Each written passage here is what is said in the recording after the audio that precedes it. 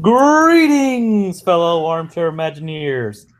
Jacob Wile here, and welcome to another wacky installment of Disney Debates Live. Tiki is once again stepped down from the open hosting position and has allowed me to take the reins. In honor of April Fool's Day, we are embracing the wackier and sillier side of Disney with a few shakeups along the way. And now, time to meet our contestants.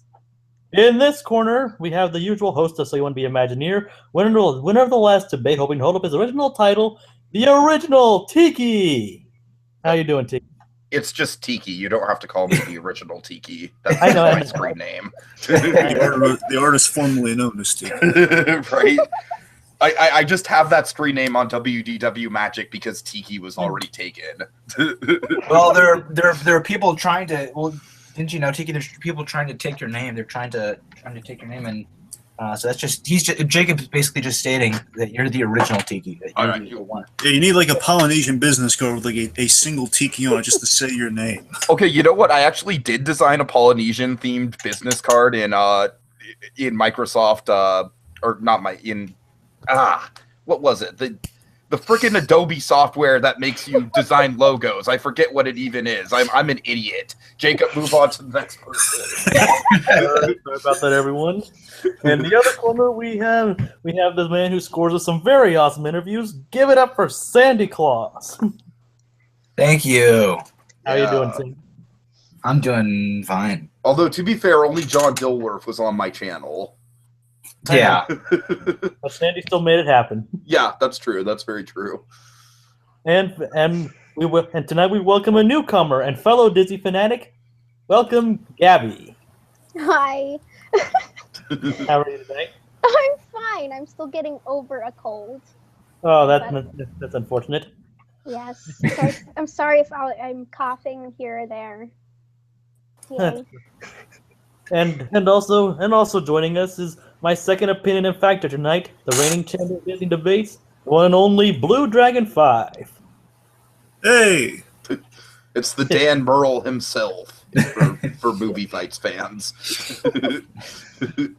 All right, well, folks, and for those of you joining us, I'm pretty sure some of you might be aware of our rules, but we go through a list of several questions, and these fine contestants here battle it out in a usual debate style.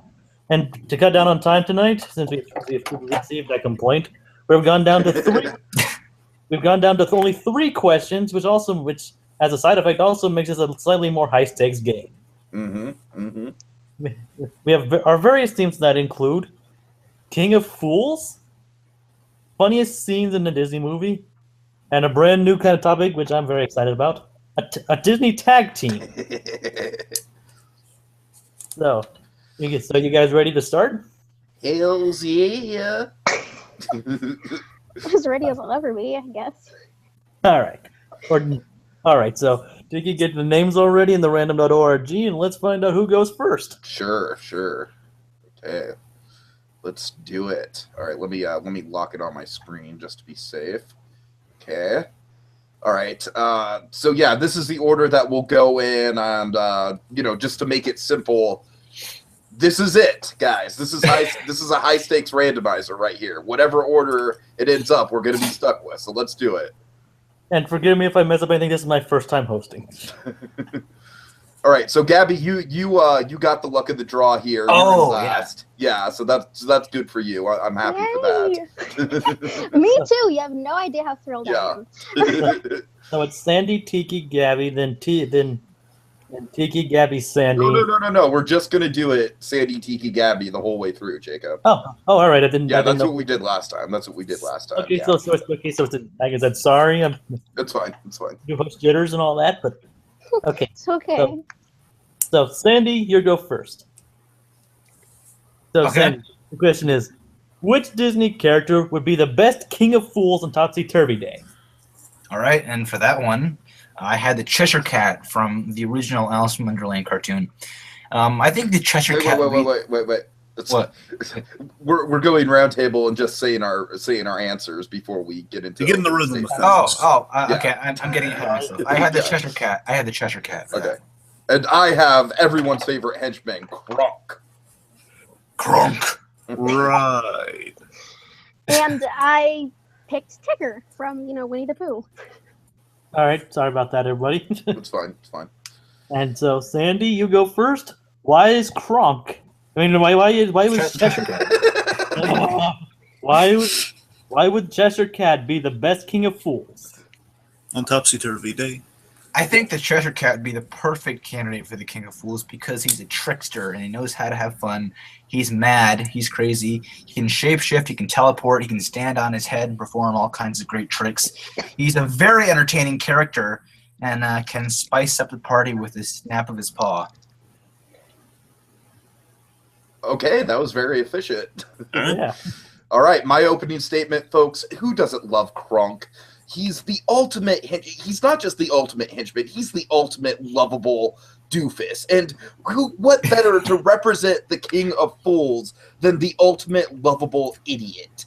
Seriously, I feel like Kronk more than any of these two characters represents exactly what you want in a King of Fools. You want someone who is genuinely dumb, but you also want someone who's fun, you want someone who's easygoing, and you want someone who's not afraid to laugh at themselves. And I think that's the ultimate thing that Kronk has going for himself. He doesn't take himself seriously, he's not afraid to make himself the butt of his own joke, and he's just got a very, very easy demeanor. And as long as he gets that approved thumbs up from Poppy, he's all good.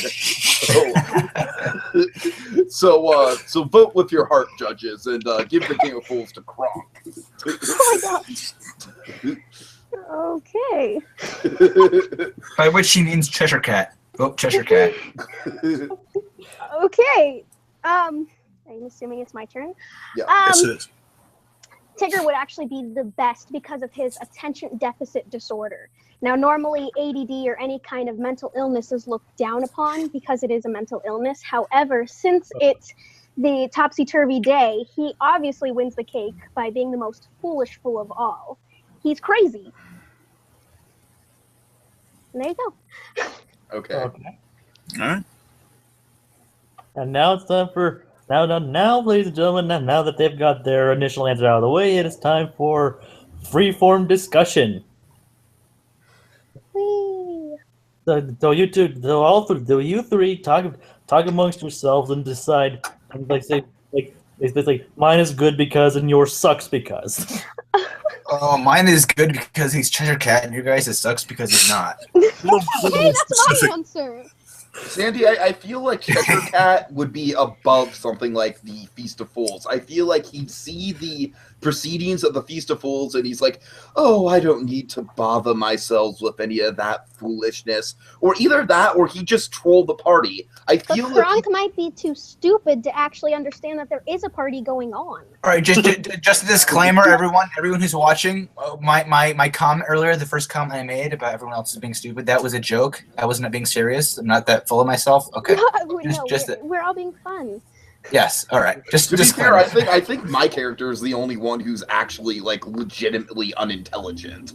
Well, yeah, Crazy. that's the thing. Kronk is a nice guy, but he's a dork, and he could become very annoying very quickly, Yes, which does not make for well. It doesn't I make well for large strongly audiences. disagree, sir. I strongly disagree with that statement. Who does not love Kronk? Kronk one of the is most- lovable, but he's not foolish. He's just weird. He's not silly. He's just kind of a dork, like Sandy was talking about. So I mean, I couldn't see him winning the King of Fools because he's not foolish. He's just kind of dumb. And consider this, Tiki. Consider this.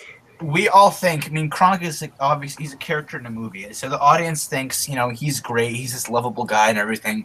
But what character in a movie actually thinks he's lovable? Everyone thinks he's an idiot.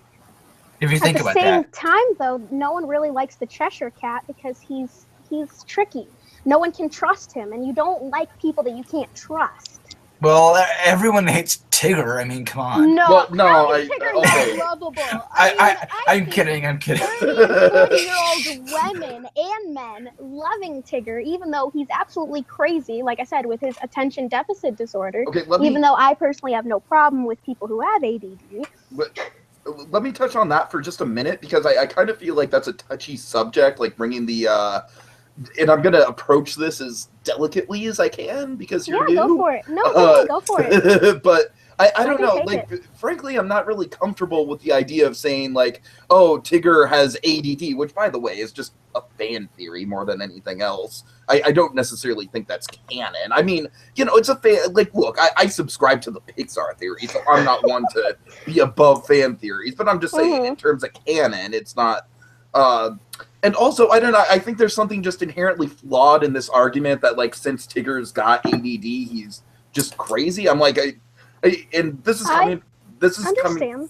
Yeah, and I'm just like, you don't want to call people with mental illnesses crazy. I think that's a good answer. I understand. I understand that. I actually do have some friends who have mental illness, and actually I do have some family members who are mentally ill. So I guess with the way I say it, I'm not saying it against them because I do understand the people. Like I said, it's a touchy subject. It is, and I do understand where you're coming from. At the same time, though, I know, as I was saying, ADD is actually looked down upon a lot.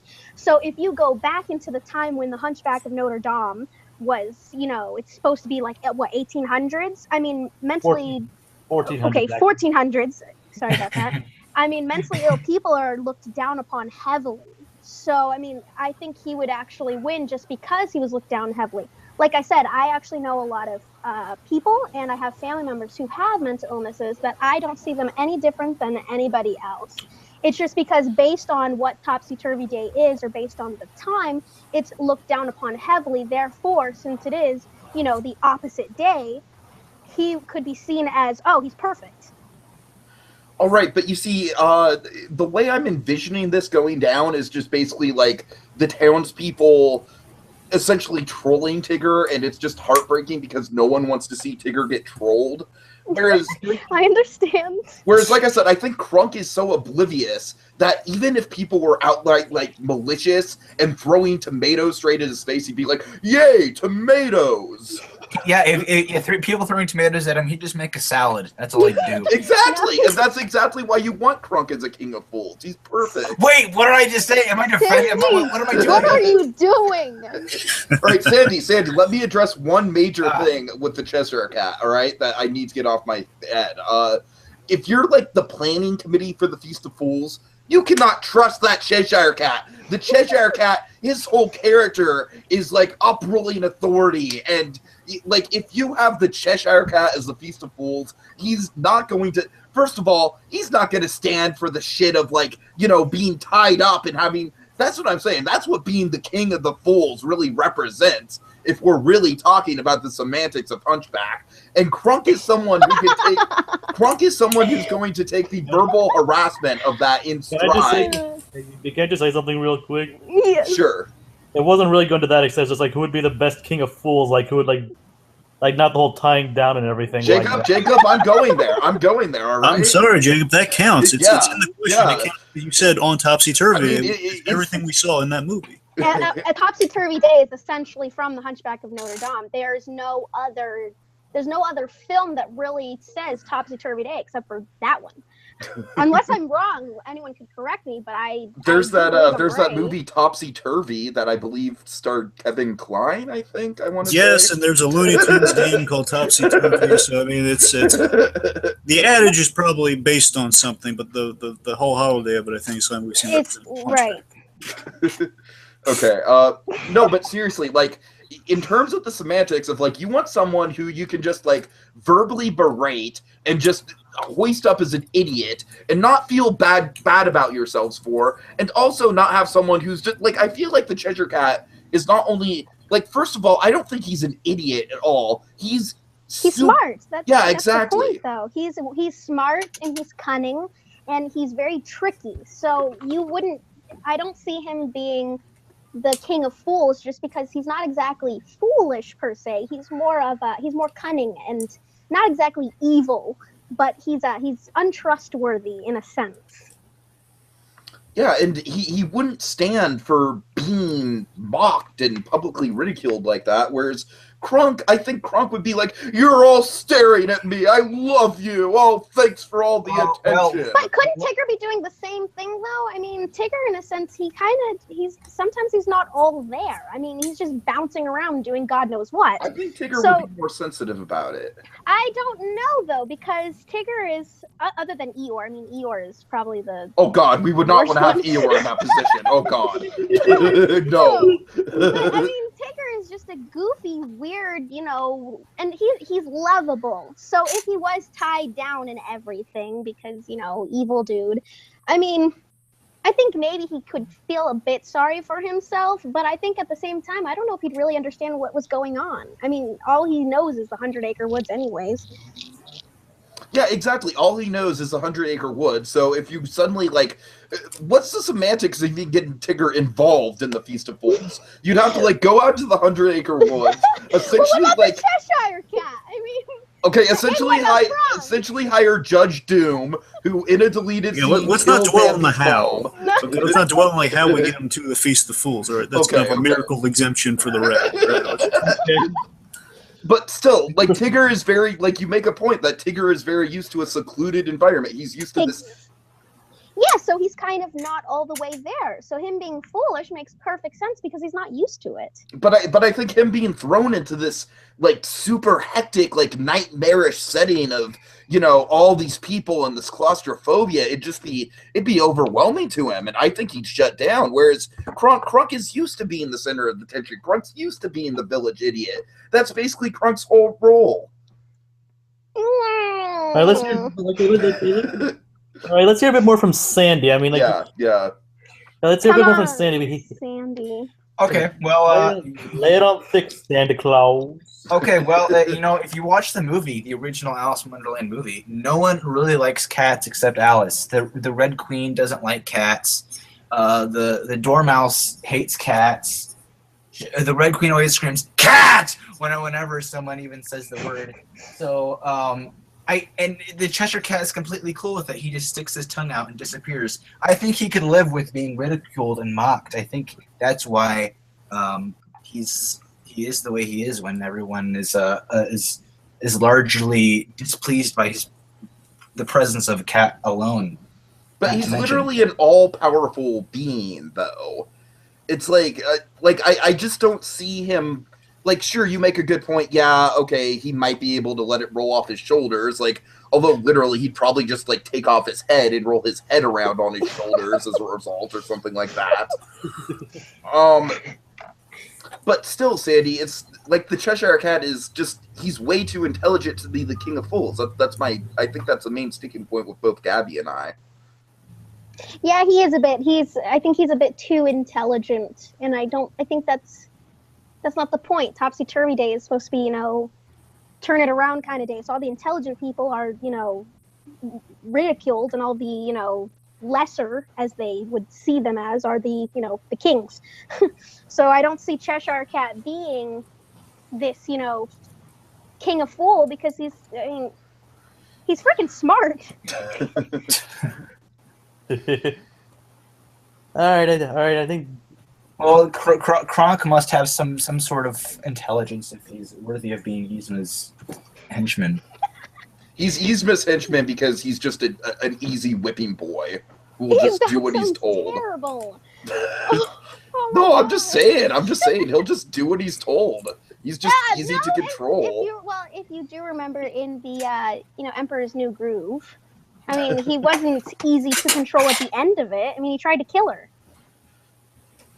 Oh gosh! He did. What? Do we not remember this? Like he tried to drop the chandelier on her. Yes, he tried to. Yeah, he had the devil and the angel on his shoulders, and they're all like, "That'll work." Because she insulted the spinach puffs. Yeah, she's like, and by the way, I never liked your spinach puffs anyway. And they all three of them are like, "Ooh," And he did feed into his bad impulse. The devil on his shoulder is the one who said, "Yeah, let's take her down." Yeah, he's like, "Let's take her down." Jacob was literally ready to call it, and then you guys started attacking Kronk like this. That's what happened. Well, I was about to say because nothing new had been brought up, but then they brought something new up, so. Interesting. So. Actually, hey, do you guys have anything else to say regarding anybody else? don't think so. I'm pretty much done. I mean, I'll defend the point that was just brought up in my closing statement. So, What about you, Sandy? Have anything else to lay on? Nope. No. All right, everybody, time for your closing statements. cue the R2 sound effect. Thank you. Thank I you. was just waiting for the key phrase. I didn't get it, so okay. Sorry. Okay, Sandy. Well, we're talking about the Sterling Holloway Cheshire Cat here. He's crazy, you know. You don't know whether he's good or bad. He's a trickster. He's loose and carefree, and by the looks of it, knows how to have a fill-in meal too. I mean, he's pretty chubby. You know, who wouldn't want to, chill with this guy for a while? You know, I think he could take a few negative jokes aimed in his direction. That's it. Okay. Yeah, so Kronk, God damn it, I'm still trying to... I'm reeling from that last attack, man, seriously. I thought I had it so well.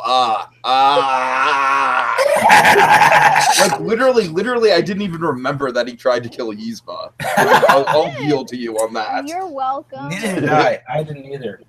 Okay, but let me compose myself for just a minute. Okay, so...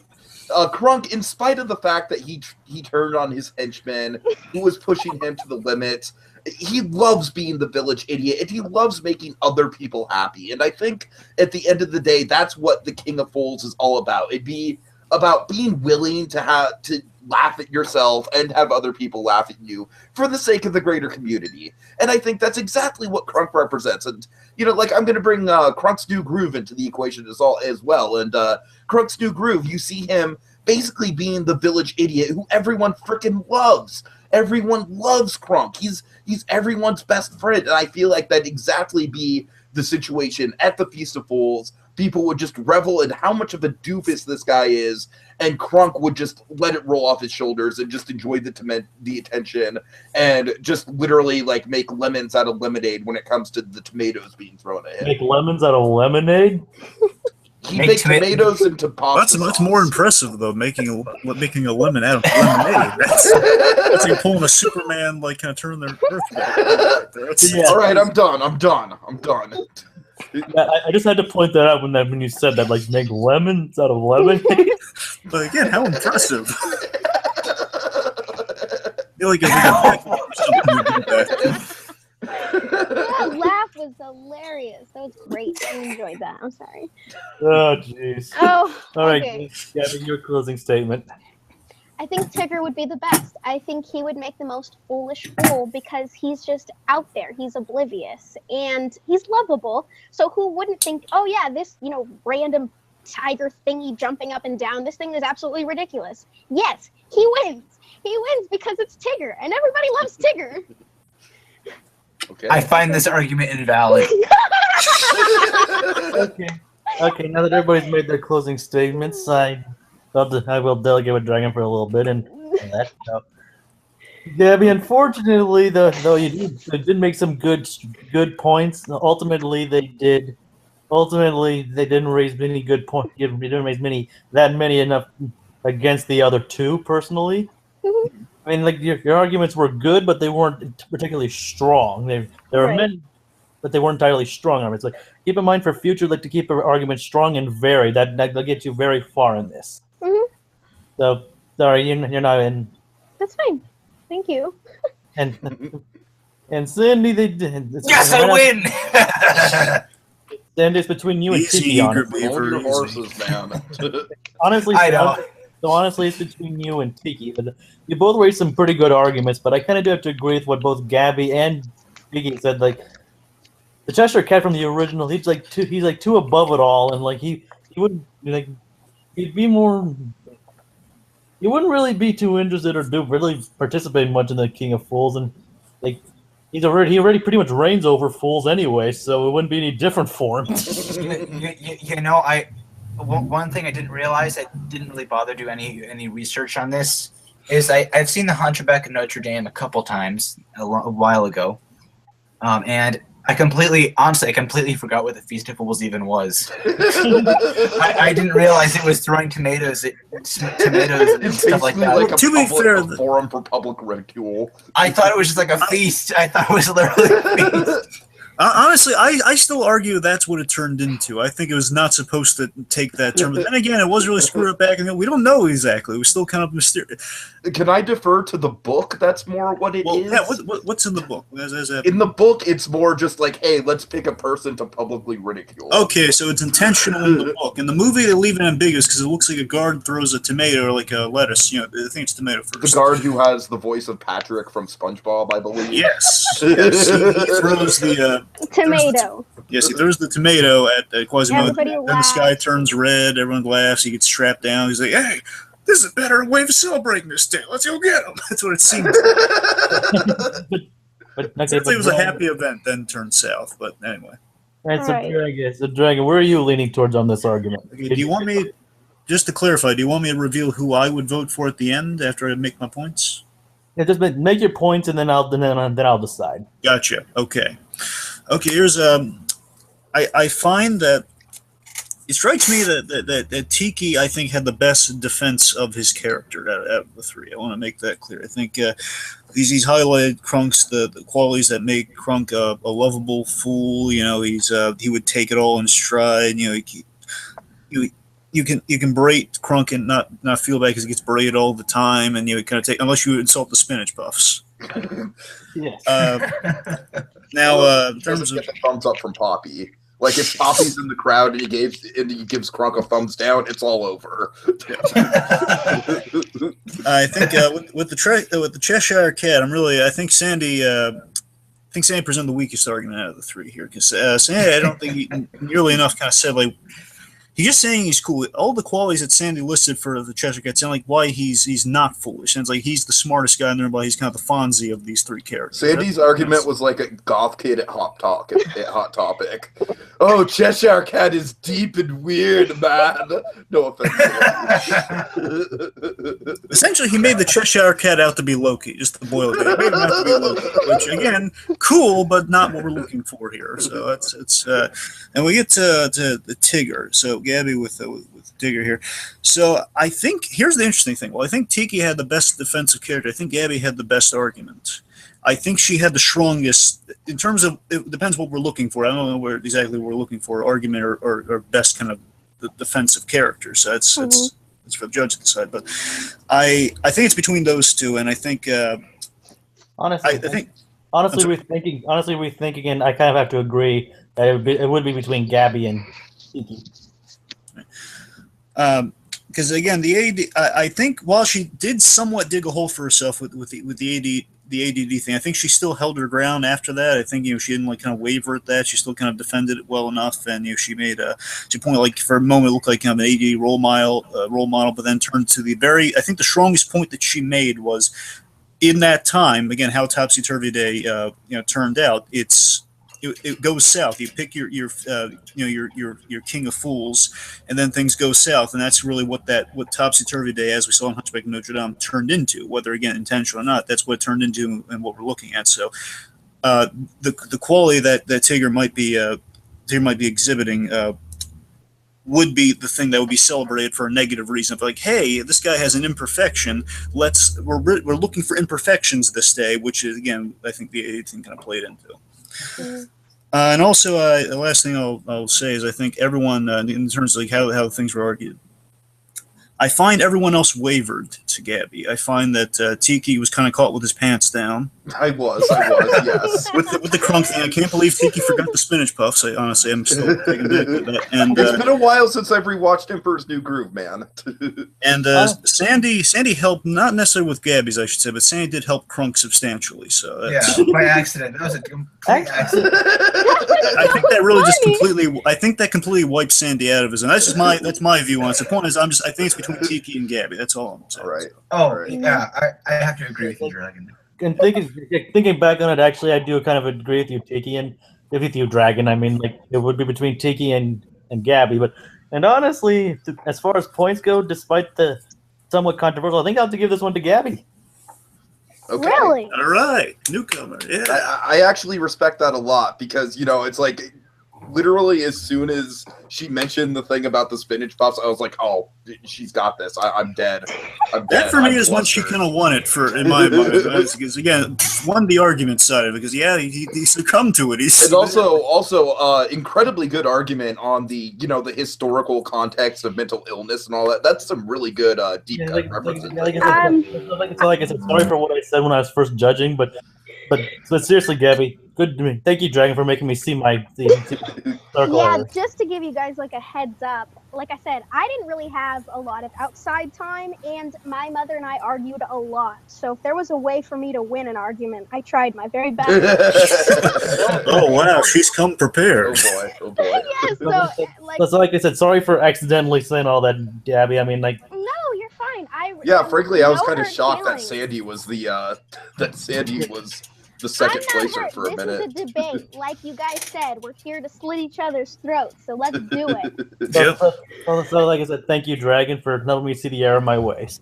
No problem. No problem. Again, folks, you can never place a straight bet at the beginning of this thing because you don't know where it's going to go. You don't know where it's going to end up. Again, things can change with those three statements in the judging phase. You never know what's going to happen. Specifically, Dragon, you did help me like see a lot of good points in the falsities of some of their arguments. So thank you for that. No problem. All right. Round Okay. 3 or round two. Jumping ahead. Oh, Yeah. Jumping Well, way ahead. To be fair, that round took almost 40 minutes, so I think we should speed it up a little Okay. bit next time. Sorry, time flies when you're arguing semantics. this one kind of should go quicker. But like, so right now we're leading Gabby with 1 point. But so okay, so this next scene should go somewhat relatively quicker because the last question might take a lot longer than either of those. So let's just. on. All right. You want to get the randomizer up, Tiki? No. No, we we're have just to sticking order. with the established order. Yeah. It's kind of a new, You're stuck in first, man. I'm sorry. You Okay. can't get out of it. that's what happens when you miss the one episode, Sandy. That's what happens. All right. All right. This one will go by pretty quickly. But what is the funniest scene in any Disney movie? So let me explain the rules for this one. Just let me explain what I'm looking for here. Like, Okay. because like remember like. Context and like things like context is key, like how it works with the movie and overall scene in general and all that. Like why is it funny? Like why are they like the situational and like you know what I'm trying to say? Like basically, if it's not funny, if it's funny within if it's not funny without context, explain why it is funny in context. If you get what I'm saying? I've got the funniest Disney moment of all time, so I'm fine. It's kind of like every comedian's worst nightmare. Explain the joke on stage. But that's basically what you guys are. That's basically what you guys are doing. Is like if it's only funny in context, explain why it's funny in context. All right. All right, got it. Any other questions you need for this one? I think we're good. Yeah. Like say why it's funny. Explain like why it's funny. So Okay. all right. So Round table. Who's doing what? Sandy. I am doing Flora, Fauna, and Merryweather making the cake and party dress. That whole party preparation scene from Sleeping Beauty, the original one. all right. Right. And I am doing a scene that literally, like, almost 20 years later still has me laughing whenever I think about it. I just call it Yzma's box inside of a box monologue, once again from The Emperor's New Groove. And I actually picked probably one that no one else really would have picked. But I actually picked Saving Mr. Banks when Walt Disney gets Pamela Travers to actually ride the carousel. Oh, nice. That's another one. I haven't actually seen that, so you have to explain. So that won't be detrimental to the argument anyway. But you have to probably explain that a bit more. You haven't seen I Saving Mr. love Banks, that movie. Jacob? Yeah, seriously. I've seen That's that a movie great like movie. 3 We take times. a whole love fest on this movie for like a year. Surprisingly, no. Get on it, man. Seriously. It's I'm really a disappointed in wonderful you. movie. It's like very emotionally heart-wrenching and funny and sweet and all in one. I said, trust me, I do want to see it, but just haven't gotten around to All it. right. So, sorry about After this. Gabby, I just want to say, as someone who, my career basically revolves around the life of Walt Disney, I'm very curious to hear your arguments. It's not like there's a name of like a certain show on here that has the movie's title. All right. Anyways, All right, so Ezra, you go first. What is the funniest? Why is your scene the funniest? Okay. Well, I think it's just funny. Okay, this is all these are just based on personal opinion, but I mean, I think it's just so funny having these three clueless old women trying and failing at everything. And just trying to make a dress, but ending up with a big lump of fabric, or Fauna having no clue how to make a cake, and just the results end up being a big bowl of mush. Meanwhile, they have this, this light classical music playing in the background. While all this silent chaos just takes place. I just think these ditzy old women are just hilarious. Okay. So after losing that last argument, it's like totally like just gloves off. You guys are just going down. Like seriously, Put lead in the knuckles. Put lead in the knuckles. Yeah, seriously. This is like, I'm not even going to say it's subjective. This is the funniest Disney moment. It's funny because it works outside of the context of the rest of the movie, but when you put it inside of the context of the rest of the movie, it becomes even funnier. If you will, let me just quickly recite the monologue for you all. Oh, how shall I do it? I'll turn him into a flea, a harmless little flea. Then I'll put that flea inside of a box. Then I'll put that box inside of another box, and then I'll mail that box to myself. And when it arrives, I'll smash it with a hammer. It's brilliant, brilliant, brilliant, I tell you. Brilliant, I say. But to save on postage, I'll just poison him with this. Okay. Okay. Now, like I said, that had me absolutely rolling in the theater when I first saw it. It's something where I might think of that quote maybe once a day, and I'll genuinely, like, outwardly laugh out loud to myself. It's essentially shaped my sense of humor and comedy in my upbringing. It's that funny. It is one of the most memorable gags I have ever experienced. There's just so many semantics to what makes this such a great gag. I just love Yzma's obsessive compulsive, like the box inside of a box, as if that's necessary. Like, that's always something that's really gotten me, just how unnecessary it is to put the box inside of another box. And of course, and just this will be the last of my argument, it's not only incredibly funny and hysterical, just like me doing that bit, it's like if I just quote that to a random group of people in a room, it'll get a laugh.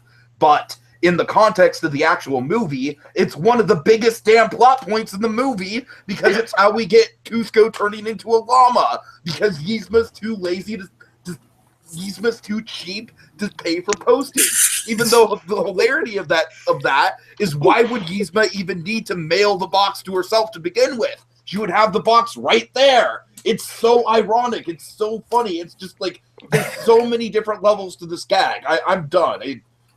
I honestly pity the people that have to argue against this gag. Seriously, it's Penny, you really did put lead in the clothes. Oh, that's so nice. Okay. So, in Saving Mr. Banks, since so some of us haven't seen Saving Mr. Banks, Sorry. the point of Saving Mr. Banks is the story of Mary Poppins. How a woman named Pamela Travers is literally fighting for her rights of Mary Poppins between a man, named Walt Disney, of course. So he is desperately trying to get her to sell the rights so he can make this movie, because he promised his little girl, and she is just bitter, stubborn, and she just wants no part of it. So in the movie, he takes her to Disneyland, part of a way to convince her to, give up Mary Poppins. And he basically tells her, hey, come on, ride on this horse. It's my wife's favorite horse. And she's like, no, thank you. No, thank you. And at one point he just says, get on the horse, Pamela. So she's like, okay. She gets on, and, he basically tells her that he was in a, what's the word I'm looking for? Bet. Yes, he was in a bet. He made a bet with the Sherman brothers. Mm-hmm. And the bet was he could get Pamela Travers, this bitter, stubborn woman, on a ride, and he won $20 out of it. And the reason why it's funny is it's Walt Disney. It's portraying Walt Disney. We don't know exactly if this is something that Walt Disney actually did, but based on all of the documentaries, all of the interviews that Walt Disney has done, we know that Walt Disney is very funny, very sarcastic, very down-to-earth man. So this part where he basically says, I just made a bet for you to get on a ride and I just made $20, it shows that he's witty, he's charming, and it portrays his fun side. It portrays the fun side of Walt Disney. And that's my argument. You get a decent argument, actually. Thank you. All right. Now that we've heard from our 3 contestants, once again, it is time for the freeform discussion. Okay, again, gloves are off. Behind the scenes, Walt Disney was not a fun and charming guy. Walt Disney was a terrifying, intimidating boss. He was a perfectionist. He would do whatever the hell it took to get the job done, even if he gave his employees a heart attack. It's what led to the strike. It's what led to his company splitting in half. At the same time, though, you have other people that personally knew Walt Disney that knew the other side of him. Yes, he was a businessman, and that's what you call a businessman. Businessmen do whatever they can to make sure that their business is up and running in the best that they can possibly have it. But his family knew him as a loving, caring, hardworking man. He was funny, he was witty to them. Yes, he was a hardcore businessman. At the same time, though, he was funny. And people that knew him and loved him well, I mean, even some of the Imagineers that were still alive, they talked about how even though he was hard, he was loving, caring, and you were part of Walt's family. Everyone was on first name base because he was loving, he was caring. Yeah, he may have been hard. He may have been a hardworking, whatever, but everyone knew him as a loving, caring person when you get down to the bottom of it. At the same time, though, I am going to bring back, what year it was in context. I mean, it was the 60s. I mean, that's just how people were in general. Yeah, Tiki, come on! How dare you? Okay, you know what? I honestly I think I might have overshot the whole, Walt Disney was a very intimidating guy, because I honestly just wanted to say that for shock value. You made him sound like Walter White. I know, right? He struck fear at his employees. I'm like, give me a second here, because I played Walt Disney when I was in 5th grade. I had Really? to dress up like him. I did. I dressed up like him. I made a speech for him. That's Walt awesome. Disney is my hero. So if you want to have an argument against Oh, man. Walt Disney, be my guest. But I can tell you. And again, I remind you, I work at the Walt Disney Family Museum, so I know all about what it's like to idolize Walt Disney. That's literally what my job is. He literally took nothing. And yes, like I said, even though he was hard, I mean, he had to be, especially in the times that he was. He had to claim bankruptcy. I mean, even the freaking newspaper. I mean, he wasn't creative enough. Really? It's Walt Disney. I mean, but if you look at it, there were times that he had to be hard. But it's because he had to be. He was a businessman, and that's what true businessmen do. And this argument has nothing to do with why it's a funny scene or not. I know, and right? I want to bring that back around to that. Yeah, seriously, guys. Let's focus on the scenes, guys, not the character of Walt Okay. Disney in general. It's a charming moment. It's a charming moment. Hey, guys. Wait, hold it, Jacob. I was just trying to say, I just wanted to see where that argument was going, so that's why I didn't stop it sooner. No, you're fine. Okay. But seriously, any more derailments like that, it will be costly to your overall argument. Oh, man. I feel like I'm just overshooting it here with my shock and awe tactics. We're not hearing much about Sandy's pick. That's a little word of warning for everyone. Not hearing much about Sandy. Yeah, Okay. seriously, Yes, guys. Sandy. I feel like Sandy's bit is a little repetitive and it hasn't exactly aged well. It's a good bit of character animation, and I think you can study it for the humor in the character animation, but just the whole make it pink, make it blue, make it pink, make it blue. It gets old after a while to me. That was, to tell you the truth, I'm speaking from the heart here. That's always one of the sequences when watching Sleeping Beauty I was kind of least engaged in. And I know it's a classic scene, but I don't necessarily think it really does. It injects a bit of humor into the movie, but it's basically just on life support with humor in that movie. So it's just a desperate attempt at humor. It was on life support. No, seriously, the dress scene is essentially that movie's comic relief life support. All right, well, Sandy. All right, well, this is Rose's 16th birthday, and it's looming and dreaded. So having this lighthearted The funny, lighthearted scene is perfect right before the darkness that is soon to come. Just three ditzy old ladies trying their best to making the best of bad situations. And of course, they all break out the wands and everything turns fine at the end. But I'm not talking about the make it pink, make it blue. I'm talking about them trying to make do without the wands. This is before they break the wands out. See, and So that part, your argument, Tiki, is valid because that's not what I'm referring to at all. and the part that you are talking about, though, where she's basically taking the 2 eggs, and when it says fold them in, she's literally just putting 2 eggs and folding them in. How I then she just realizes, oh wait, Sandy, did you not reference the pink and blue? I'm sorry, Sandy. I just want to clarify. Did you not reference the pink and blue thing as part of your opening statement? Because I could have sworn you did. I did not at all. He did. He said, "Make it pink. Make it Thank blue. you. Make it Thank pink, you. make it Thank blue." you. I have everything written. Thank here, you. right? Thank I you. have everything. Listen, I know I heard it. I know I heard it. I have everything written here. I read everything. And you know what, Sandy? That's just going to be a piece of my argument. It's such a long sequence, and it drags. It's like, yeah, first we get the whole, like Abby was mentioning, like the rolling it up, and then they break out the wands, and it's even more comic shenanigans. And meanwhile, I'm looking at my watch. All right, know listen to me though. Listen to me though. And the dragon's coming. All right, hold it. not the Hold dragon. it. Okay. Hold Let it. them- The only wait, thing hold I it. Hold ever it. Jacob. Like, let Sandy speak. honestly, come on. The only thing I ever mentioned about the dress, the only thing is they're trying to make a dress but end up with a big lump of fabric. That's the only thing I ever said. I never think said he make red and blue. Well, fabric. you heard. I'm sorry, Dragon, but you heard completely wrong. 'Cause I have everything. I had Sandy, everything. written It's here. still the same scene. It's still transitions in there's not a scene break between when they don't have the wands and then when they break out the wands. And that's what I'm trying to say with my argument against you is it's just like I don't necessarily like the one thing I can give that scene is that the character animation is very well done. It's a great bit of character animation on Ollie Johnson's part. Like the fairies are one of Ollie Johnson's best character animation bits. However, I think the pacing of that scene is all off. I think just the fact that we can't find a clear, definitive where does the scene that you're talking about begin and where does my scene end? I think that's an argument against you, frankly, that I can't even distinguish. It is all the same scene. I want to.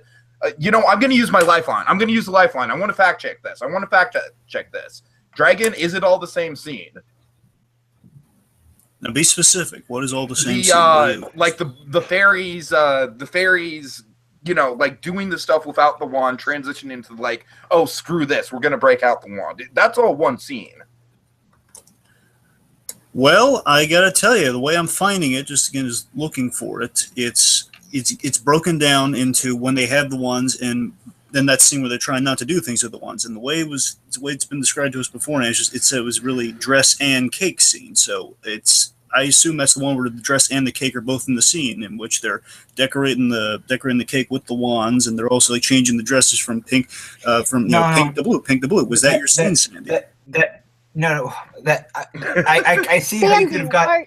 Sandy, what do you got?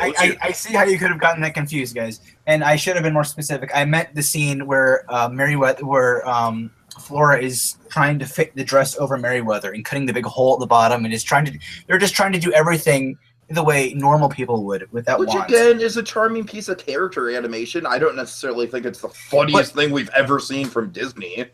Okay, well, I don't think there is one specific funniest thing. Yes, from there Disney. is. It's the Yzma box inside of a box. Oh my Steve. God. All right, but this is all based on personal opinion, okay? I mean, No. Like I said, I think mine never- is my opening argument used objectively, and that's I think I objectively pointed out how not only does mine work into the context of being a fantastic meme that you could just quote to anyone without. Anyone who hasn't even seen The Emperor's New Groove can get a laugh out of that quote. And yet, if you've seen The Emperor's New Groove, it works so much better. And I think that is why mine is objectively better than these other two, because the Walt thing is charming and fun. The fairy thing is charming and fun. Speaking of which, we haven't heard a lot about that after her initial. I just think there's so many layers of comedy to the Yzma box inside a box thing. Like I said, the redundancy of having a box inside of a box, the redundancy of Yzma mailing the box to herself, even though she has the box in her possession in the first place. The fact that this whole crazy monologue ends up being the driving thing that drives the whole plot of the movie. I think those are legitimate, objective points about why my scene is funnier than the other two scenes. All right, guys, is it just me, or is Tiki becoming aggressive over this?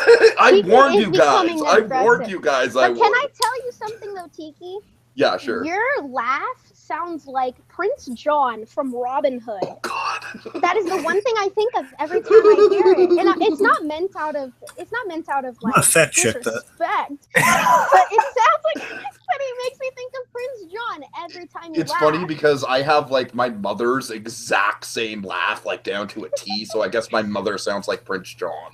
Well, but the way, like, how deep your voice is, and just the way you sound while you talk. Not to mention the vibrations of your laughter. You sound like Prince John. All right. You know what? I'm gonna take that as a compliment. It is, yeah. I'm not saying this out of anything, but. And not to rain on anybody's parade or anything, but we still haven't heard a lot against Gabby's arguments either. Do we have anything?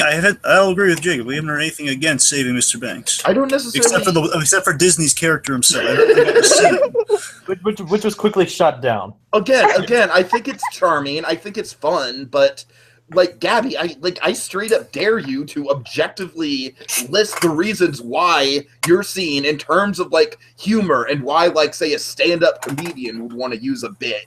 I know that's not exactly. Forget the stand-up comedian bit. I said that. But that's the point. The point is not stand-up. I know. Forget I said that. What's Forget I said funny that. in the movie, and I do understand that, Jacob hasn't seen the movie, and I understand that could be a downfall. At the same time, though, if you have watched the movie, I mean, you watch how Walt Disney is and how Pamela, how they interact throughout the whole movie. She's just a bitter, cranky woman, and he is kissing her butt left and right trying to get Mary Poppins. So he's done kissing her butt. He tells her, "Get on the horse, Pamela," and she's like, "Oh, crap, okay." I mean, you just see like the, ooh, all right, Mr. Disney standing up to me kind of thing. It's funny because he's been taking her crap throughout the whole movie. So now, because he made a bet, it's on money, he's like, go, get on it now. It's like, oh, okay. So it's funny because it is charming. And like I said, you just see this bitter old haggard woman just complaining the whole time. And she finally shuts up. It's great. I got to dangle a carrot here. Sandy, you got to say something about the other two. Yeah.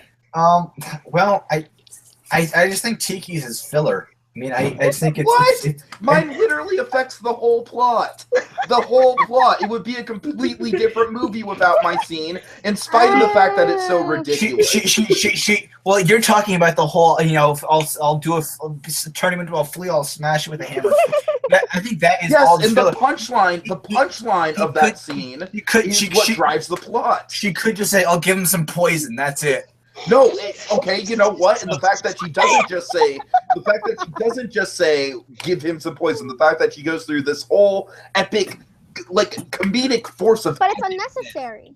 It's unnecessary. She doesn't. That's what makes it so funny. But that's actually, the whole humor of it. Is how unnecessary you said, how it it's is. drawn out from Sandy's. Like, your watch is ticking. Our watch is ticking. We're just sitting there going. No. Mine is like a 30-second bit. Mine is like a 30. And we're waiting for exactly her to be done because she won't stop talking. She keeps saying, "We'll do this and this and that." It's pointless. She doesn't need to say all of that. Eartha Kitt probably wasted 3 hours of her life trying to get this take right. 3 hours or more, Tiki. You killed Eartha Kitt by supporting this. Oh, God. Okay, hold it. I'm calling foul. That's going too far. So Okay. I think on that note, I've heard enough. Oh, man. Time for final arguments. Oh, that was Shut so up, funny. Final argument time. hey, you beat us to that truth, Sandy. Wow. Sandy. Sandy, you better tread lightly for this final argument. All the marbles are on this, folks. I can just say on the sidelines here, it's looking to be a really close fight. I was gonna go to 10 after, but after on that note, I think it's time to end there. I was Okay. willing to go 2 more minutes, but Sandy had to bring Eartha Kitt into it. yeah. So You Sandy, killed her. Sandy, go ahead. You know, Eartha Kitt could have been in Batman: Return of the King. All right. If you didn't kill her, Tiki, if you didn't kill her, she could have been in so many other things. All right, enough. Final And Sandy, I'm argument. pointing out how ridiculous your point is to hurt Tiki, enough. your argument. All right. Final argument. We're on to the final argument. Sandy, final argument now.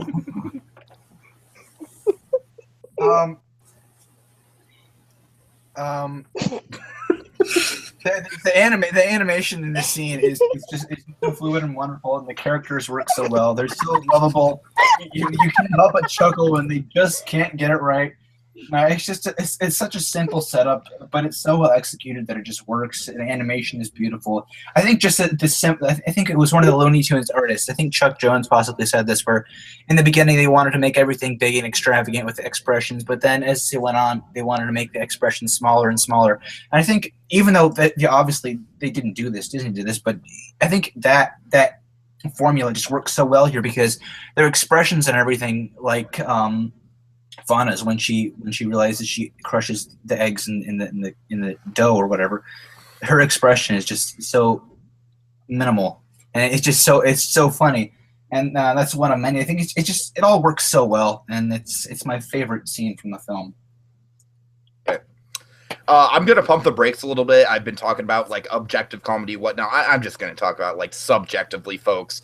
Like I said, this has got to be my all-time favorite. Like I quote this thing to death.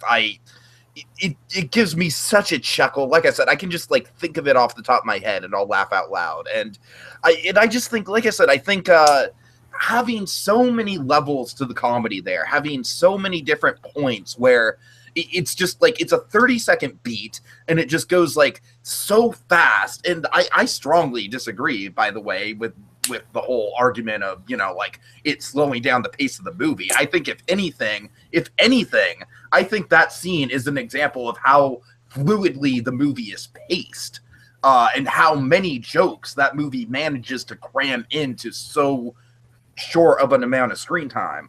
But regardless, I think I've pretty much said all I need to say. You know why I think mine is awesome. I don't want to repeat myself. And like I said, I just think the fairies, it's a nice piece of animation. I just think in the context of the movie, it kind of like it's the one funny thing the movie has going for it. And so, like I said, it's kind of like just it doesn't necessarily fit well with the overall tone of the movie. Like whenever I watch Sleeping Beauty, I'm just wanting to get to the dragon fight. And then with Saving Mr. Banks, like I said, I'm struggling to argue with this, I'll admit, because, you know, Disney Family Museum and everything.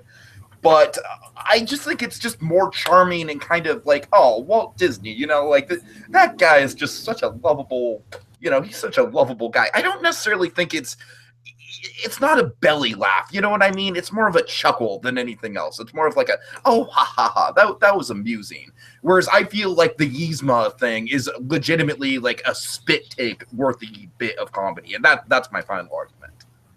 Rip Eartha Kitt. Stop it, Sandy. Stop. Okay. I guess my final is, like I said, it's Walt Disney. And yes, he is witty and charming, but it's funny. It's funny because if you look at the context of Walt Disney, it's something Disney would do. And like I said, I understand that Jacob hasn't seen the movie, and I know that could be a downfall for me. But watching the movie, you just see, like I said, a cranky, bitter old lady who's just endlessly on him, and he's just trying so hard to please her, and he's just done with pleasing her. So the line is, it's funny. It's funny. But it's just, I guess you really have to look at Walt Disney, who he was, and he's a very appreciative, funny guy, and that's my argument. Okay, I think. Okay.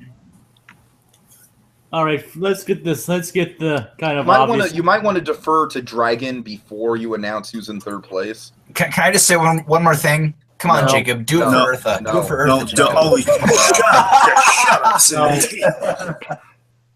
All right, okay, I guess I'll diverse with Dragon first then. Okay, you want me to share my thoughts first? Sure, go ahead. Okay, here's one thing I'm just going to go through. Just going through here. So with Sandy, I think Sandy he started strong. He started strong with breaking out. Okay, the reasons this scene is funny. You got three kind of counterproductive characters. Not to the plot. I'm saying in the scene. That's the gag. It's like they're kind of in opposite of what they need to get done in the scene. So the visuals, the animation, the music. It's got all that stuff going for it. It listed the good qualities, which is strong. But I think he talked about why it's a good scene over why it's funny. And I think it's that. More coupled with the fact that I think it was taken down easily. Like Tiki says, it doesn't age well, it's simplistic, it gets old, it's not super engaging. The thing that really didn't help, at least on my side of this, again, it's all going to fall on Jacob there, but for me, because again, I just typed in exactly what Sandy said. I got to the other scenes. I'm saying in preparation, I didn't see, and I think compared to what Gabby and Tiki, I think they described their scenes a lot more on the money than Sandy did. But again, I'm saying I think he still represented his argument stronger in the beginning, but as it went on, I think his devolved as it went forward. They repeated a few points about like why it was funny. And yeah, I have to agree with you. And when he basically described the other two as like filler scenes that weren't important, I think that's kind of when he shot himself in the foot there. Yeah. Let's see, going to Tiki, because that's just kind of going through the order of like how they're presented here. Tiki, of course, I think Tiki and Gabby, they both kind of recapped their moments very well. It was a good strategic move on their part. I think Tiki really broke down why the scene's funny, the various reasons it's funny. I think the plot relevancy was a strong point in his cap. And just for a quick fact check, it is relevant to the plot. For a moment, I thought maybe it wasn't because he just needs the poison needs to get switched up. But I mean, there needs to be the point is it's something that needs to be mistaken. So that is very relevant to the plot. So yeah, I'm weighing in on that one because it was debated upon. So Tiki was right in that it was a crucial plot point. Again, he broke down why very well, and the main crux of Tiki's argument, I think that was strong, is that he said it was memorable. So that's something that none of the other arguments had. The referencing, okay, this is a memorable scene, it's a memorably funny scene, it's something like out of context, in context, it works. So you can watch a video of it. He didn't say watch a video, but I'm saying that essentially kind of so it sounds like you could watch it out of context and it would still play. On to Gabby. So Gabby, very interesting again, a strong newcomer from you.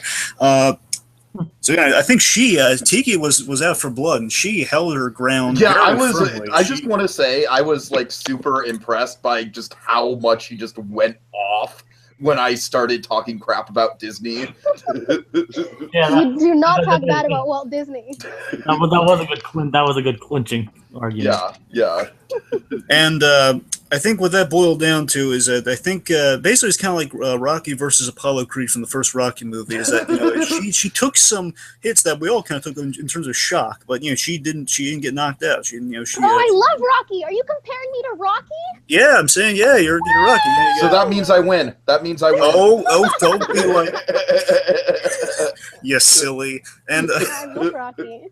so I think she definitely brought up a very strong point for argument is that okay, well, objectively, hers still works in terms of okay, two characters kind of different sides of kind of a friendly guy getting stern with her, and that kind of he says, oh yeah, $120. So she argued the funny points of it, but also in context, she demonstrated why it works. And the thing against her, though, is that I think she dwelled too much on the fact that Jacob has not seen it, because I think she represented very well. I think she recapped it excellently. She didn't need to really worry about that, and I think there's that was time she could have spent just kind of going on more about why hers was superior than the other. I didn't really hear why hers was superior to the other two. I just heard her stand her ground and be really strong about it. She said it sounds believable whether it's true or not. Because technically, I think it's leaning more toward this event did not happen, but I would hope it happened. Again, we don't have a firm ruling on that. Just as like, and also Tiki, I think. And Tiki kind of going with the Walter White over Walt Disney thing. I think that again, I think that might have hurt him in the long run. That's just I agree. As soon as that came out, I was like, I really shouldn't have gone in that direction. So that's my analysis of what happened in this fight. So Jacob, what do you think? What's the judgment, man? Bang down the gavel, man. Bang it down. I'm going to say a few things of myself just to relegate my side of the story. to relegate. So like, Okay. then you kind of shot yourself in the foot near the end there. Like basically, you called the scene where Yzma's planning you called it filler. I mean, like it completely works with the plot of the movie. It's basically the catalyst of the whole rest of the act. So, and your scene, like I said, I got more laughs out of you trying to defend it than the actual scene itself. Oh God! Oh, that's harsh. Not trying to do anything, but like I said, the scene, though funny for the actual scene itself, he also didn't provide many arguments why it's superior amongst everything else. Like Jack was pointing out with Gabby's argument, you didn't really provide many arguments as to why your scene beats the others. Like, admittedly, it is a good scene of character animation and very good work based on the animators themselves. I'm not going to deny any of that, but admittedly, the arguments at the end didn't hold up to the overall argument. So you're out of this one. I'm sorry. I'm not so sure I want to be your friend anymore, Jacob. Yeah, this is all in good fun. Remember, We have Gabby now. Roast Gabby. Oh, this is all in good fun. Remember that, Sandy. Same to you, Gabby. So that's why you're not going to get it. Sorry. Sandy, you're the one who brought me here. Yeah. You're the one who invited me. And it's all It's like the casting of Up when the kid guy and his brother didn't. He brought him in. it's all working out perfectly, Gabby. I see you finally realize that. Oh God! Yeah, so sorry about this. So Gabby, I mean, I do like your argument. I did like your arguments, and really, you kind of didn't really have to dwell on the fact that I didn't see it, considering humor is subjective and all that. And humor is subjective; it can be both subjective and objective, and it really wasn't that much of a relevancy if whether I saw it or not. So forgive me if that actually. So forgive me for even saying that in the first place, since that kind of might have actually kind of ruined part of the argument for you. I'm still learning all of this stuff, so So I'm sorry. So sorry if my not viewing it and having to explain it harder hurt your argument at all. No, I've watched the movie like 3 times or 4 times, so I explained it, I think, pretty well. I explained Yeah, that's it what I'm saying. already. She did an excellent job. She just didn't need to bring it up every now and again. Of like, hey, but just because he hasn't seen this, I'm just reaffirming the point. You did fine, absolutely. You're just going to keep going. Yeah, don't get me wrong. The scene kind of does make me want to see the movie, so I do thank you for that. Kind of You're make you welcome. want to see the movie, Jacob. Kind of. It's been out for like 4 years. We'll rake him and now over you the just coals kind of- later. All right, we'll rake him over. We'll torture him later. Well, forgive me for not being so caught up on everything. Yeah, Jacob, I wanna lagging see- behind. I'm just saying, it's Tom Hanks playing Walt Disney. It's a big deal. We'll throw axes at him All right, later. I'm sorry. I wanted to see when it came out. Then when I didn't, I just kind of fell behind. So, All right. you know, so I'm sorry, but admittedly, I think Tiki did make some pretty strong arguments for and against the other contestants. Against the other contestants and for his own thing, and bringing up the excellent point that it's funny both out of context and even though the out of context really isn't relevant, that was a pretty strong point in his favor. And since this scene is important, it is important to his overall scene and a movie, and the fact that it basically spawned a running gag in the series in the Emperor's New School that proves how much impact it's had on the overall. So I have to give this point to Tiki. All right. Yay. All right. Can I just say, if I would have lost that one, I would have been so disappointed in myself. Because I hyped that, like, that was the one I was, like, going to war for. So admit that I will bring up the argument, though, your argument against Walt Disney kind of weigh down on a little bit. But I know. I realize that was a poor tactic. but in the end, your stronger arguments and the relevancy of your scene and the fact that it would hold up even against ageless other movies and other more recent titles really proved that your point was, in fact, a funnier scene. So, congratulations. I do feel was Tiki's strongest opening statement for any of these, honestly, I think. At least in my experience. I think it's his strongest opening statement. So he came out swinging really tough, and again, he really kind of owned the argument from the beginning, and the rest of it just kind of went on as one. All right. Okay, move on to and now time for the third question, the one that'll probably take forever. So we're gonna skip the opening statements and just move on to freeform for this one to say them. Also, Jacob, I just want to set the stage for the points here. So, Yeah. Gabby and I both have 1 point. If either Gabby and I get this point, then we'll both move on to the speed round, and obviously, whoever gets the point will have a 1 point advantage over the other one in the speed round. And if Ezra does it, I have a tiebreaker set up. Yes. Yes. So I just wanted to get the semantics of that out of the way. I have to do something really quick, and I will be right back. I can still hear you guys though. Okay. Okay. All right. So why don't we do Dragon and Jacob? Why don't you do some running commentary of the fight? Like give a ringside analysis of how the fighters are doing so far. All right, so Sandy seems wounded at the moment, but I have faith in him. Though I think it's going to be I'm hoping, and I think with Sandy's ability, it's going to be a tiebreaker next question. What you're really thinking is Sandy sucks. No, I'm saying Sandy has sucked, but it's not too late. Oh, and quite frankly, Sandy does have some pretty interesting characters lined up for this. How about I give a brief explanation? I will say this: I can't say it, or else it's going to spoil it. So yeah, what do you got? I was going to say give a basic explanation as to what's going on. Yeah, go ahead. Go ahead. All right, the other does go against the April Fool's theme. It's a question I thought of and I had to roll with. It's like a tag team, kind of like a tag team brawl where our contestants had to pick two characters, a hero and a villain, to be on a tag team, and who would win in a fight. Which team would win in a fight? Basically, and to save on time and to make it more interesting, I'm going to skip the opening argument and basically go into a complete free-form discussion in this one. Okay. And I also just want to say it is. I think it fits with the April Fool's theme, just because this is such a anything could happen round, and there's a lot of semantics involved here. Yay for semantics in these arguments. Oh, I just want to make it clear we're well aware that it's past April Fool's Day, but it's also kind of April in general. So April Fool's Day, you got some Easter, you got some spring events that have happened with Disney. You got all mixed up. And I'm sure there will be at least one Easter question in the speed round. So. Just in case people are raising an eyebrow, like, wow, these guys need to buy a calendar. Wait, sorry. Even though I, do run a business from home, sometimes it can be a little too much. So sorry. So Gabby, you want me to explain the rules of this round? Yes, please do. All right, Can I return in a moment while you explain it? What? Would you mind if I returned in 30 seconds while you explain it? Sorry. Go ahead, Dragon. Okay, be right back. All right, I'll explain it to Gabby. So, this is a round I like to call Disney Tag Team Brawl. As you guys are well aware, you have to pick a hero and villain team, and basically why your team would win the fight against the other team. It's basically a 2v2 brawl. Mm-hmm.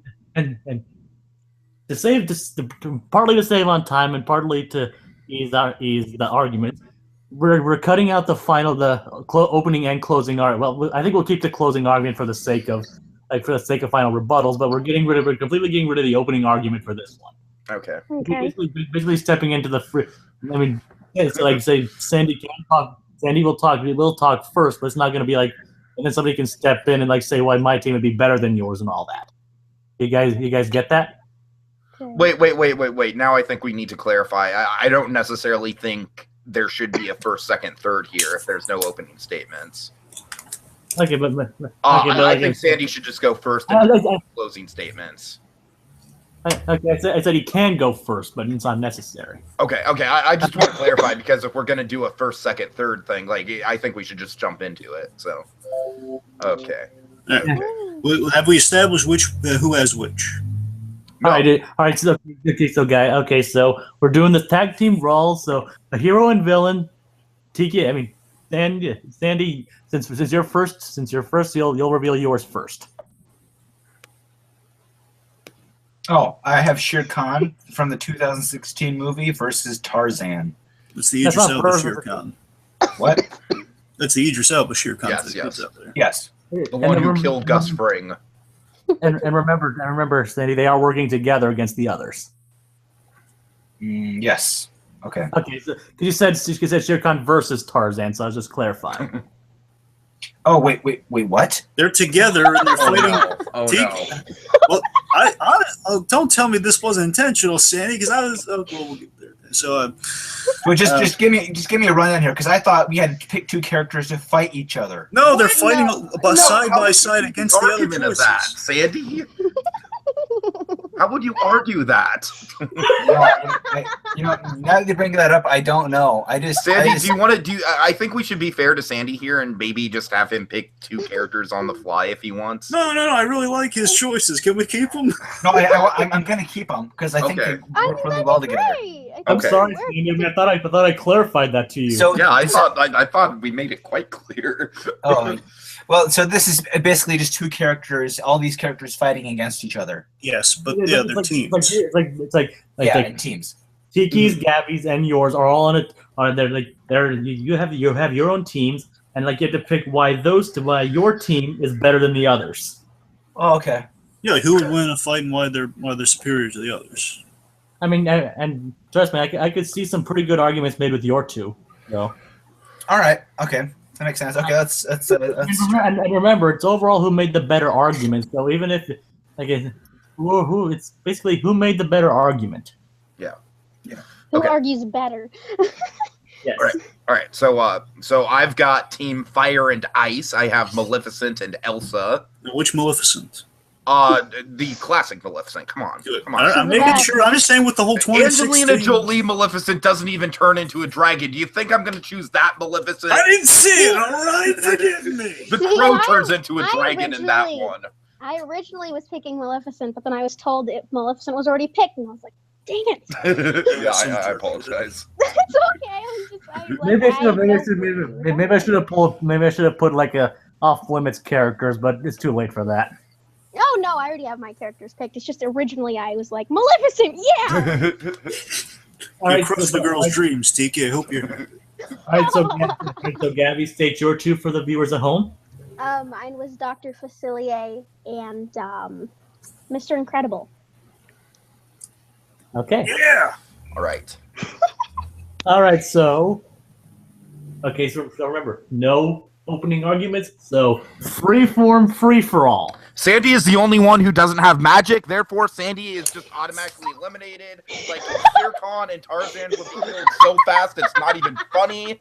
And seriously, they'd be dead in like 30 seconds. In like 30 seconds, they'd be dead. Sandy, On the that's- floor, decapitated, they'd be dead. They have no magic. They have no superpowers. It's a freaking tiger and a man. How can a tiger and a man defend against a dragon and a freaking woman with ice powers who can just freeze them to death? Oh, Sandy, I'm you're- sorry, Sandy. See, now that you're screwed, Sandy. You're screwed. I mean, it's gonna be a bloodbath. Like I think, like Shere Khan. Shere Khan is a badass tiger, but Shere Khan's not gonna go up against a dragon. Shere Khan's like, I'll even help Gabby out here. Shere Khan's not gonna go up against a freaking superhero. Like, let me explain how this would work, okay? please do. Tarzan is a super muscular, super gymnastic. And Maleficent can breathe fire and. Shush. Let's All right, hold it. All right. Sandy. Go. Tarzan is a super gymnastic, super buff guy. He can do all sorts of moves and karate swings, and he can literally jump 10 feet up in the air, wrangle himself against Maleficent's dragon neck, and then bring her down. And then Shere Khan can bite her neck and basically let all the blood pour out. Oh, Okay, but I will digress though. That Maleficent is not just a dragon. As soon as Shere Khan gets on her neck, she can transform back into a human, use her freaking staff, have a blast of fire come at her, and then meanwhile Elsa can freeze the two of them. Sandy, you're just I'm sorry, man. I think you can Elsa, have all the athleticism in the world. At the end of the day, if Tom Brady goes up against a grizzly bear, my money's on Tom Brady. Or my money's on a grizzly bear. I'm sorry, not Tom Brady. Not Tom Brady. Like All right, Tom well, Brady. Elsa's frozen magic snow can't follow its victim. She shoots it at one place like a bullet. It doesn't follow the person. So she would shoot it like, let's say Tarzan is up against a wall. She would shoot it at Tarzan. He would jump out of the way. It would like freeze the wall. Then he'd tackle her before she'd get even chance to get a proper lock on. I think one of the things that people really loved about Frozen is And he'd break her neck. Okay, I think one of the things that people really love about Frozen is the variety of ice powers that Elsa has. So not only can she like conjure up a full-on blizzard if she wants to, which would totally help both her and Maleficent, because again, Maleficent just has all these crazy shape-shifting powers. She'd be fine. Hold on, wait a minute though, Tiki. Does she really have shape-shifting powers other than turning into a dragon? I mean, does she turn into anything else other than a dragon, or even if we go far enough to say a raven, even though I don't think she turns into a raven. No, she doesn't turn into a raven. So she only turns into a dragon. So I mean, that's that is a good point there. She doesn't. And even if Elsa conjured a blizzard, that would still help at least Tarzan. He would just have to skin Shere Khan. How would that help Tarzan? Tarzan's natural habitat is tropical. He would have to skin Shere Khan, use him as warmth, and then Elsa wouldn't see it coming. Wait. Okay, hold on. Hold it! They'd still be working together. He'd just be dead. Can I just say something really quick? I think Sandy should be ejected from this argument right now because he literally just had one of his people kill another one of his But they're still working together. They're working together as a team. They're faithful to each other. Okay? Hold the craziness. Shere Khan was willing to spare his skin for Tarzan in order to win this pointless brawl. Yeah, like, Can I remind everyone of the lifeline option, particularly Sandy? Can I remind them of the lifeline option? Well, for Shere Khan, sure. So you're calling me the lifeline option? For Shere Khan, yeah, Shere Khan's gonna need a lifeline. Listen, are you calling You me killed Shere Khan. You did that. You. Tarzan did it with his super strength. I need confirmation, Sandy. Are you calling? Yes, sure. Okay. Phone a dragon. Dragon line. All right. Okay, let me spell out why Shere Khan and Tarzan would be quite formidable.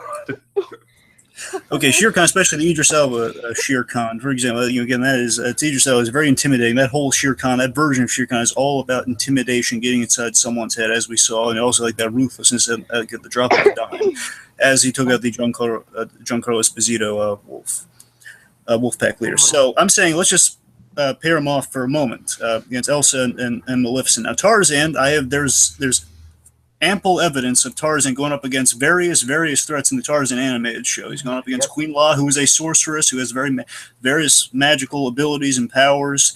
He's gone up against literally dinosaurs. He's gone against giant snakes. He's gone up I kid you not about the dinosaurs. It's called Pangea. It's a story in Tarzan. It's based on the Edgar Rice Burroughs story. It's like all of this is documented evidence of Tarzan. And featured in a story of the Legend of Tarzan series. Yes, that's what I'm saying. That's my point. They have various examples from that, which is again is with this version of Tarzan, in which Tarzan has gone up against things way out. Again, they kind of play him like kind of the Batman of the Disney universe. I'm not kidding you. He is. He's kind of like he can kind of tackle anything, which would make even if Maleficent turned to the dragon form, he would be enough to take that down feasibly. I'm saying based on previous evidence. And the same thing else. Again, Queen Law, Magician, kind of Maleficent, and it's kind of Maleficent plus. He can kind of he's dealt with these sorts of threats before. And Shere Khan, most likely, I'm just going to throw this strategy at you. Shere Khan could take down Elsa psychologically because we see Elsa's powers are in tune with her emotional state. I think Shere Khan bringing out fear in her would take down Elsa.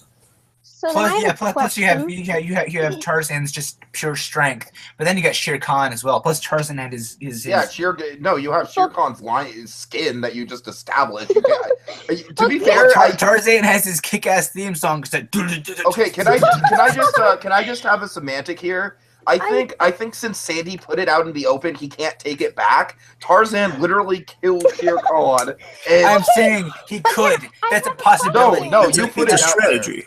You put it out there. Exactly. And I meant to say everything Dragon said that he. It's a terrible strategy because you're literally just getting rid of one half of your entire team. Sandy, it's I fucking have a terrible. question. But Tarzan can do it by himself anyway. Okay, all right, hold one at a time. Okay, Sandy, finish your thing. He could do it anyways, okay? Yeah. Like he could do it by himself. Okay, but I'm saying what you just pulled is like by far Tiki? the ultimate like cutting yourself off at the It's a shins of strategy. any Disney debate I've Strategy. seen. All right, two of you, Strategy, clam up. Kiki. Both of you, clam up. Gabby, what do you have to say? Seriously, guy. Okay, Seriously, my- guy. Let Dragon speak. Let Gabby speak. Okay, Let Gabby so speak. my question was, since you're talking about how Shere Khan, honestly, I don't care how his name is pronounced. You're saying how he can mess with people in the sense of intimidation. So yeah, he can intimidate Maleficent or whatever. But Dr. Facilier, he's a petro voodoo witch doctor. So technically, he doesn't really have to step in at all. He can quote unquote call his friends from the other side and let all the black magic do its job. And technically, the black magic can touch anything it wants. I mean, if you've watched The Princess and the Frog, the black magic actually grabs Naveen from the leg. I mean, they can still touch, even though you can't tangibly touch them. They can still touch you, so technically they can still do a lot of damage. Dr. Facilier doesn't really have to do much of anything. Okay, So I'm sorry. Go ahead. no, it's like even though Shere Khan can intimidate, I highly doubt he can intimidate a freaking shadow creature, because it's just a creature. However, it can still harm him. He just can't harm the creature. Yeah, but Yeah. Consider this. Consider this, everyone, okay? Maleficent died, okay? She died. Okay? Dr. Facilier was didn't die. Shere Khan What are you died. saying? Tarzan, the strongest did not die. He is invincible. I love how Shere Superhero. Khan is just such a non-factor in this fight. Like Sandy is doing everything he can to make Shere Khan a non-factor. Okay. To be okay, clear, okay, Shere Khan okay. died in the 2016 version, which is your version, Sandy. He did not die he in the died. original. Yeah, but it's Yeah. Sandy's version though. It's Sandy's version, so it totally counts. That's the version we're arguing. Get this. All of your characters, what's it? Maleficent, Dr. Facilier, they're all freaking dead. Dr. Facilier got dragged to the bowels of hell. Tarzan, he lives. Okay, he Well, can. so does Mr. Incredible. Tarzan Mr. lives. Incredible lives. Too. Mr. Incredible is a alive. superhuman. Elsa's still alive. Mr. Elsa, Incredible is Elsa's dead because Tarzan strangled her. Okay, let's just be clear. All the heroes lived. All right, very obviously, all the heroes lived. Out of all, so every villain on these picks died. Technically, all right. Let's make. technically, but Yeah, but there's that one where Elsa died in that, she died in that fan fiction, so that's canon, right? Oh God, no. Please let us not bring Frozen fan fiction into this. Oh my Erica, on point. Can we get on point, please? Off the fan fiction. Okay, so. Yeah, on the point of Tarzan's Okay, fear, which he uses to Sandy, kill. I'm basically going to choose to ignore you for the rest of the fight and focus my attention on Gabby because no one's fired any shots at her yet. All right, so that means he kind of did, but it wasn't a very good one. He just said it's because it's Tarzan. all right. I feel like the friends from the other side are kind of a neutral party in all of this. I feel Ooh. like, yeah, Dr. Facilier can conjure them, sure, but what the friends on the other side do, that's up to the actual demons. If they don't want to participate in the fight, they don't have to. Dr. Facilier doesn't control them. But he does in the same sense, because he actually promised them. If you notice in the film, he promises them that he's going to give them the souls that he's going to take down. So if he's taking down all these people who are technically alive, they get all the souls. So they're in it for something. I mean, yeah, they can't be quote unquote controlled, but they're in it because they want the souls. So they want Shere Khan's souls, Tarzan's soul, Elsa's soul, and You know what Maleficent. soul they don't want? You know what soul they don't want, though, Gabby? Tarzan's. Shut up with Tarzan, Sandy. No, in all seriousness, they don't want Maleficent's soul, because Maleficent is, as she says herself, she is the mistress of all that is evil. She probably outranks Dr. Facilier when it comes to controlling these guys. But then they would want it even more, because then they're attracted to the evil. They But want it. Maleficent They're doesn't have attracted a to soul. Maleficent doesn't have a soul. Thank you, Sandy. She doesn't have a soul to take. You Thank just said Thank she you. had an evil soul.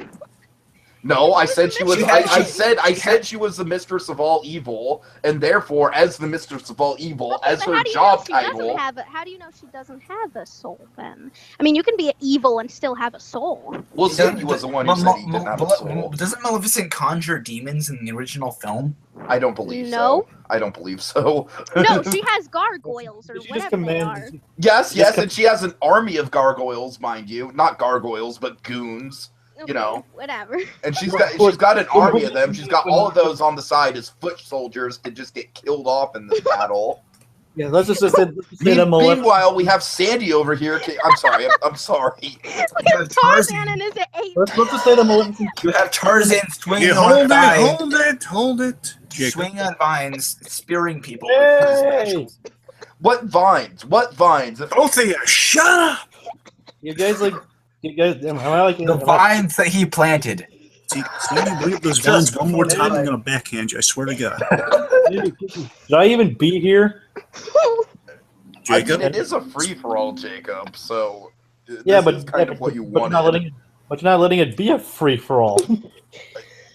I think a free for all by definition means anything can happen. So Yeah, but I'm trying to say something here. okay, go ahead. I'm sorry, by all means. Your argument for Maleficent, though, like you're using her goons in the argument. Her goons like spent 16 years looking for a baby. To be fair, if Gabby's going to use the okay, first of all, Jacob, you're being objective when you shouldn't be. I just want to call that out on you right now. You're kind of throwing your own personal opinions into the argument when that should be saved for later. And second of all, if Gabby's allowed to use the friends on the other side, I'm allowed to use the goons. And I acknowledge that the goons are not effective fighters. I'm just saying they're meat shields. That's Wait, so all I I can- said. They are.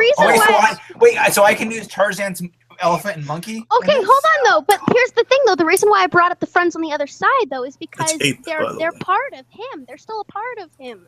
They're still a part of what he is because he's still a witch doctor. So even though they're quote unquote friends, he acknowledges they exist. They exist within him and within his environment. And they are him. They're still technically him in a way. Right. To be fair, they're him because of an arrangement, though. Let's make that clear. They're him because of an arrangement he made with the friends on the other side. So that's still technically friends on the other side, though. But they're stemming from him. Like his shadow was animated. So Maleficent shoots fire at Tarzan, but then his elephant friend gets in the way and blows water with his trunk all over Maleficent. She gets down, Tarzan grabs her neck, cuts it off, and Tarzan's monkey basically just finishes the job. I'm sorry.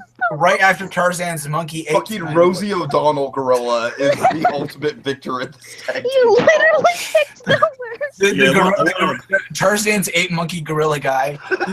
He basically snaps Elsa's spine, so she's down. Oh my god. Oh my gosh. Okay, He mauls Elsa. I literally haven't heard anyone say anything about Mr. Incredible one way I or know. another. Nobody's talking about Okay, Mr. look, here's what Incredible. we're not hearing about. We're not hearing about Mr. Incredible, and we're not hearing much against Incredible and Facilier. We're hearing what Facilier's powers are, and we're not hearing anything about Elsa and Maleficent aside from they have powers.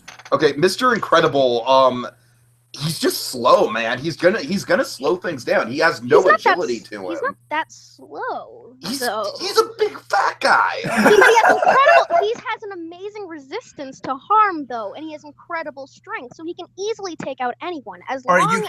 you could still shoot him in his heart and he would still die. Yeah, thank you. But thank who you. is shooting?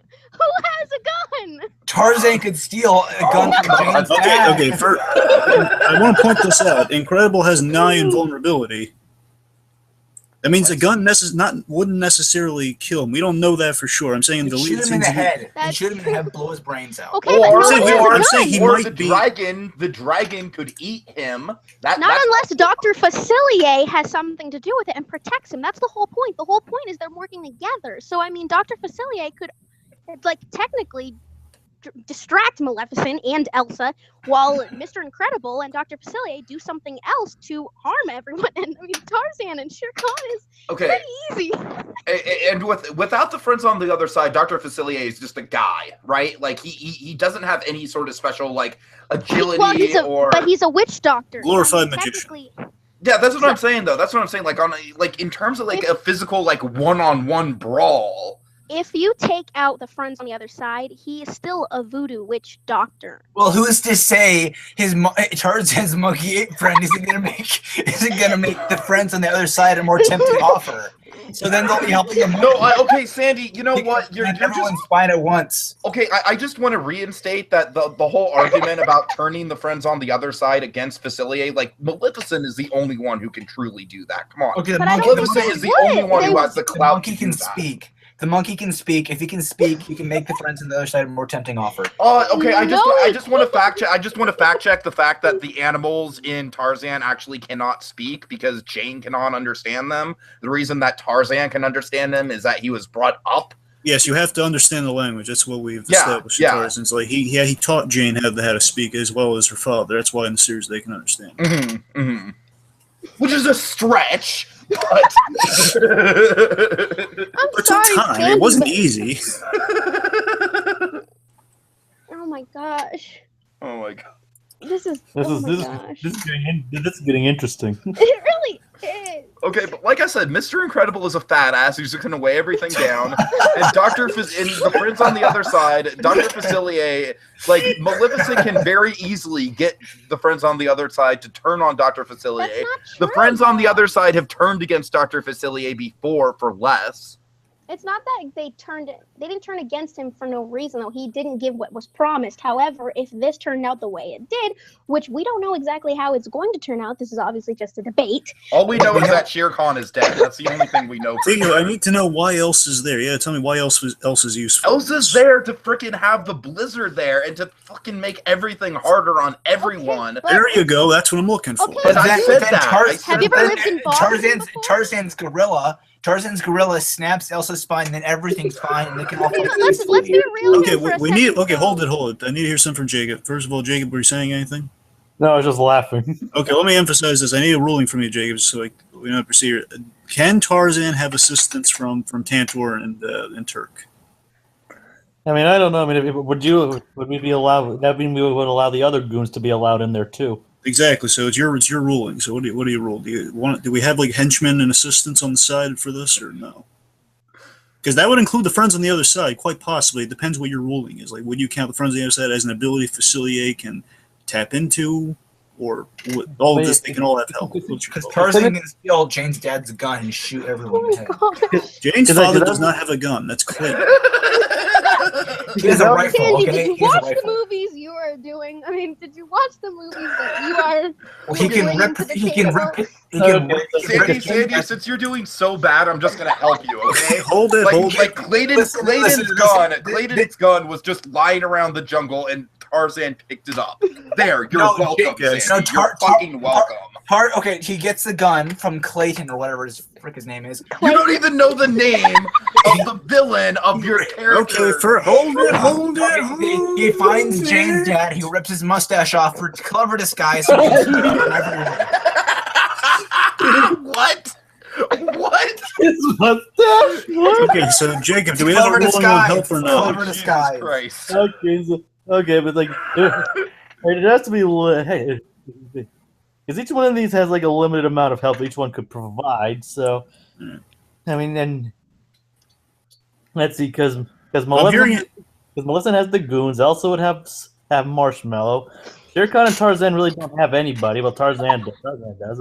Mr. Incredible. I mean, I don't want to bring the other Incredibles into this because that would make it. No, that's too much. I'm saying we have to have limits here. So henchmen or henchman-esque qualities or abilities, those are allowed. It's not like whole other super team. Right? Okay, I mean, like, yeah, okay. I mean, what do you? I mean, I don't know.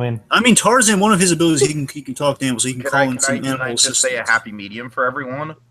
Just everyone can have one assist, and I think that's what we're doing, and I think it's fine. All right, Wait, except Because- Mr. that works for me. Jacob said okay with you. Okay, okay. Each team only. Okay, I mean, one team can have one assist. Okay. Because no other member from the Incredibles, because that would make things a bit too Of easy. course. And Tarzan has Jane's dad. Okay, seriously, Sandy, think about it. Think. yeah, Sandy, you're not even trying, Sandy. Think about it. He could talk to a whole bunch of animals. Okay, and also Fine. I want to point out one crucial thing about Elsa's ice powers here that are going to be a loophole in what we just established, all right? She can create sentient ice creatures to crush everyone, all right? So, Tiki, what do Depends you? on her emotions, though. But they're just Remember, ice. she can only- They're just ice. And Tarzan can smash that ice. What I'm saying is she can only use one, and who's to say she couldn't use the? Who's to say she wouldn't create the snowglitz, the little snowglitz either? That's the choice. Either an Olaf! army. She can have an army. She can have Olaf, an army of those guys, or Marshmallow. Oh, I'll take Marshmallow. I'll take Marshmallow. That's your choice. I mean, you can't have any more of these wild cards in there. So you have to make sure you stick to Marshmallow and her ice powers. That's all you got. All right. Well, I'm just saying that's when you have and additional the pawns for Maleficent. It wouldn't. Like the thing, each team can only have one. Oh, Like, no, it's either Maleficent's goons or it's Marshmallow. Those are your choices. God damn it. Well, Yeah, Marshmallow. I'm saying I don't want. Goons Like are I said, Wait, I know, but I thought I could get the clever loophole of like, yeah, but she technically conjures the people, so it's not her goons. It's so let me clarify. So Maleficent and Elsa, you could either have her goons or Elsa or one of or Marshmallow. For Shere Khan Tarzan, since Shere Khan doesn't really have any of his allies. I mean, well, he has vultures. He has the Beatles vultures. Wait, what? Oh no, sorry, wrong one. Not the movie. I know. I'm sorry. I just realized it. the Okay. Beatles vultures are in on the Wrong. evil I know. scheme? What? Tarzan could call an animal or someone else, Tarzan has his monkey friend. Okay, Hey. think about. Wait, Okay, hold on. You used the fucking elephant, Sandy. I'm not done explaining it yet. Let him explain. Let Jacob explain. And like I said, as far as Mr. Incredible and Dr. Facilier go, if you choose Mr. Incredible's side, you can use another member of his family. Oh no, I'd rather stick with the friends on the other side. Okay. Okay. There you go. So, We do not know the extent of Elsa's power, so what she could do is she could just conjure up like a Godzilla-sized snow monster and just wipe out everyone. But Boom. we're going based on what she is in the movie, and she doesn't bring a Godzilla to life. Wait. So Jakey, your two are Elsa and Maleficent, right? Yes. So then Maleficent can't breathe any fire, else it's gonna melt Elsa's army. Yeah. So actually, Sandy, I was kind of hoping you would say that. yeah, kiss that, Tiki. Oh, that's so great. Okay, Yeah, but that is why it is a tag team, Sandy. That is why it is a tag. I'm not flustered at all. That is why it is a tag team. That is why it is fire and Okay, ice. I When know, Maleficent is not using her fire powers, when the dragon is weakened and Maleficent has to conserve energy, that's when you break out the giant snow monster. All right. What would Elsa do before? Like she just stand around and get her. No, spine she up? create the blizzard, like I already established. If You keep Elsa can forgetting about the create people blizzard. like God- Maleficent would melt the blizzard with her freaking fire. Not just- necessarily. All right, You well, if just we're Melt the whole How can you melt the Okay, blizzard? hold it. Gabby has something to say. if you're gonna make up Elsa making up some Godzilla or whatever, then Mr. Incredible can be magic and throw planets at them. Oh, that he has to be in no. proximity to a planet to grab onto. That wouldn't work. And also, Alright, you're using the my friends on the point- other side as well. So My point is if we're gonna make up crap, we have. Based on Elsa in the movie, Elsa uses her powers only emotionally. She doesn't. And she doesn't want to hurt anybody, so I don't know if she'd really, But this is out for blood, though. We're taking But the she couldn't- continuity but out of she this. couldn't even kill Hans. And Hans she'd tried wanna to kill murder her Hans. sister. Technically, she did leave that to her sister. Well, no one murdered Hans. Let's make that clear. No, but I'm saying she couldn't. She couldn't bring herself to do it. At the same time, though, I do agree with Sandy. Even though, yes, when the Maleficent is down and Elsa has her blizzard, whatever the hell. Technically, if Maleficent's powers are so powerful and her fire is so powerful, did you watch the original movie? Did you see how everything was in flames? That blizzard would be gone in 5 seconds. Yeah. Plus, if Maleficent can conjure demons or whatever the heck Okay, that is, I how is she I still- down? How the heck is she down for like one battle with some little dorks? I still don't Tarzan. necessarily understand the semantics of like if you have like a fire cannot control the weather, right? Like it's like But if you go out in a snowstorm and you try and start a forest fire, you're not going to get very It's far. different though because Maleficent is a fire-breathing dragon, and her fire is immenseful and it's powerful enough to melt. All right, can I? It's not like Muffin hold is it, lighting a hold match. it. The fire is It coming in. doesn't matter if any of you guys' arguments, but we kind of need to be winding down because this is going on for quite a while. So We're already at 2 hours. And we All right, haven't even Jacob, is gotten there to anything you want to look at in particular? I'm just saying, like, you guys can probably, I'll give you guys another 10 minutes if you guys start just like repeating Another yourself. 10 minutes. I don't necessarily think we need another Okay, 10 5 minutes. I'm just Okay, saying. In all seriousness, Tarzan is super powerful. He's super strong. He can do a lot of damage. He can really screw you up. Not as bad as Mr. Incredible, though, who has actual powers of incredible strength, and like I said, has an amazing resistance to harm. I know, but Mr. Incredible can't jump around like a little ape. Like Actually, he can jump, though. I mean, if you watch the movie, his jumping skill is actually pretty amazing. Let's forget about that for now. Sandy, am I more up on my Disney movies than you are? That's a thing goes without saying. Tarzan and his elephant will kick. Dragon, I'm curious. Can you clarify? Is it kind of like an Incredible Hulk style jump or what? It's actually, if you look, go look. It's a big fat ass jump. Because I mean, He actually has really good jumping. Okay, can I just say I feel bad about using fat shaming as an argument? All right, I just want to throw that out there. That is pretty despicable to you. I know.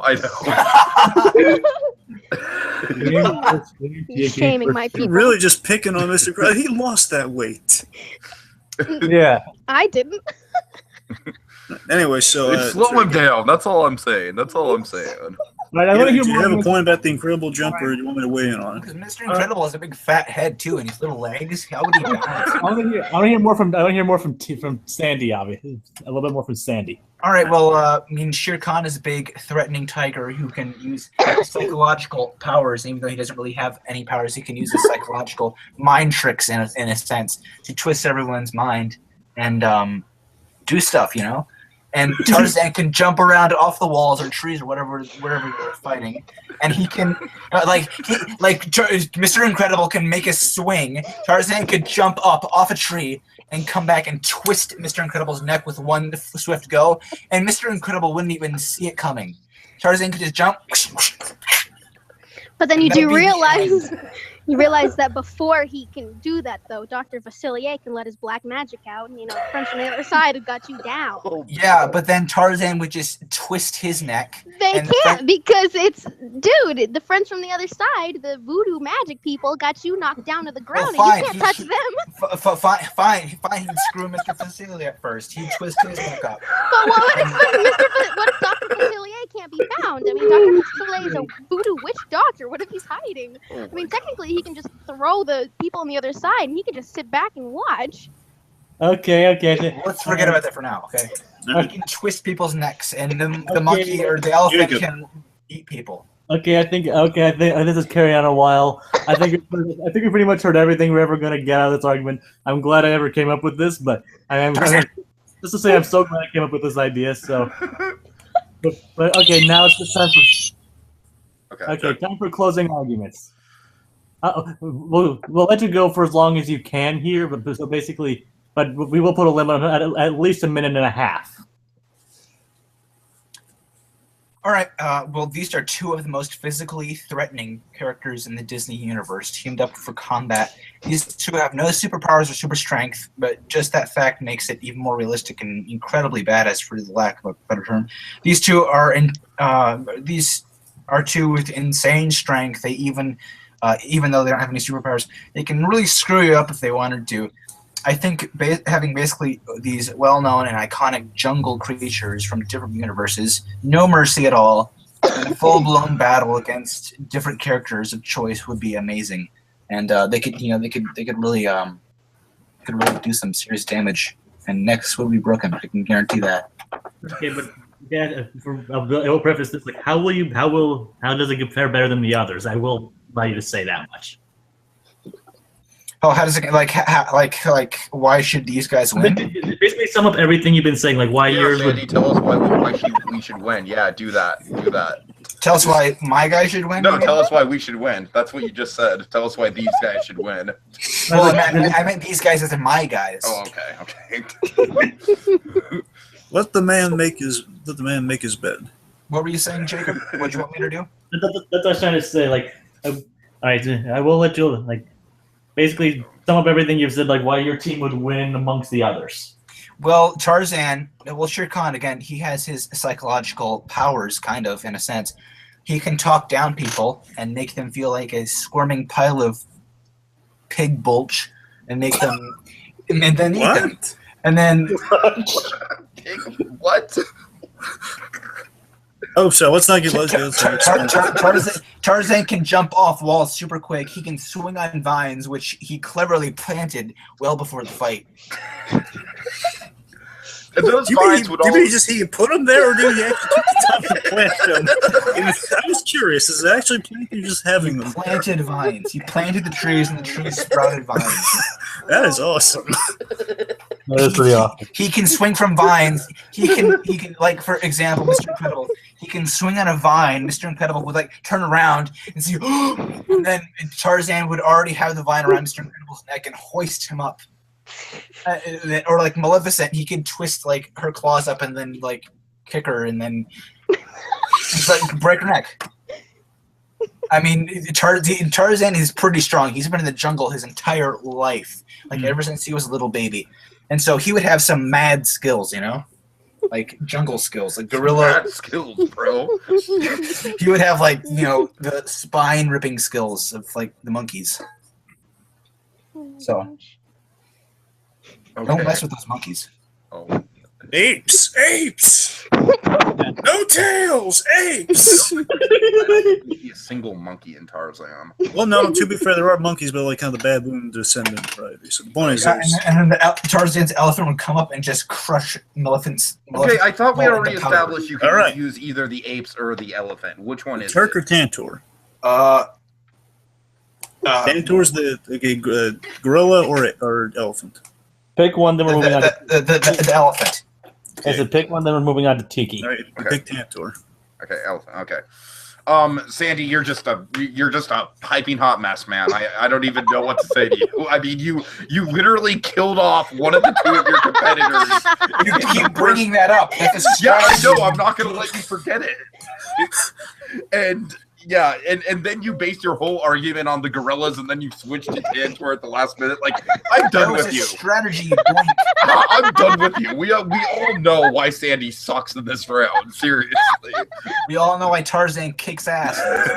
And then okay, let me just add on to this. Let me just add insult to injury here. You call on Dragon for the lifeline. Dragon gives you all these great facts, and you don't even use the facts. You basically just like default to like Tarzan is Batman. Like you're just like Tarzan can do anything. Tarzan this.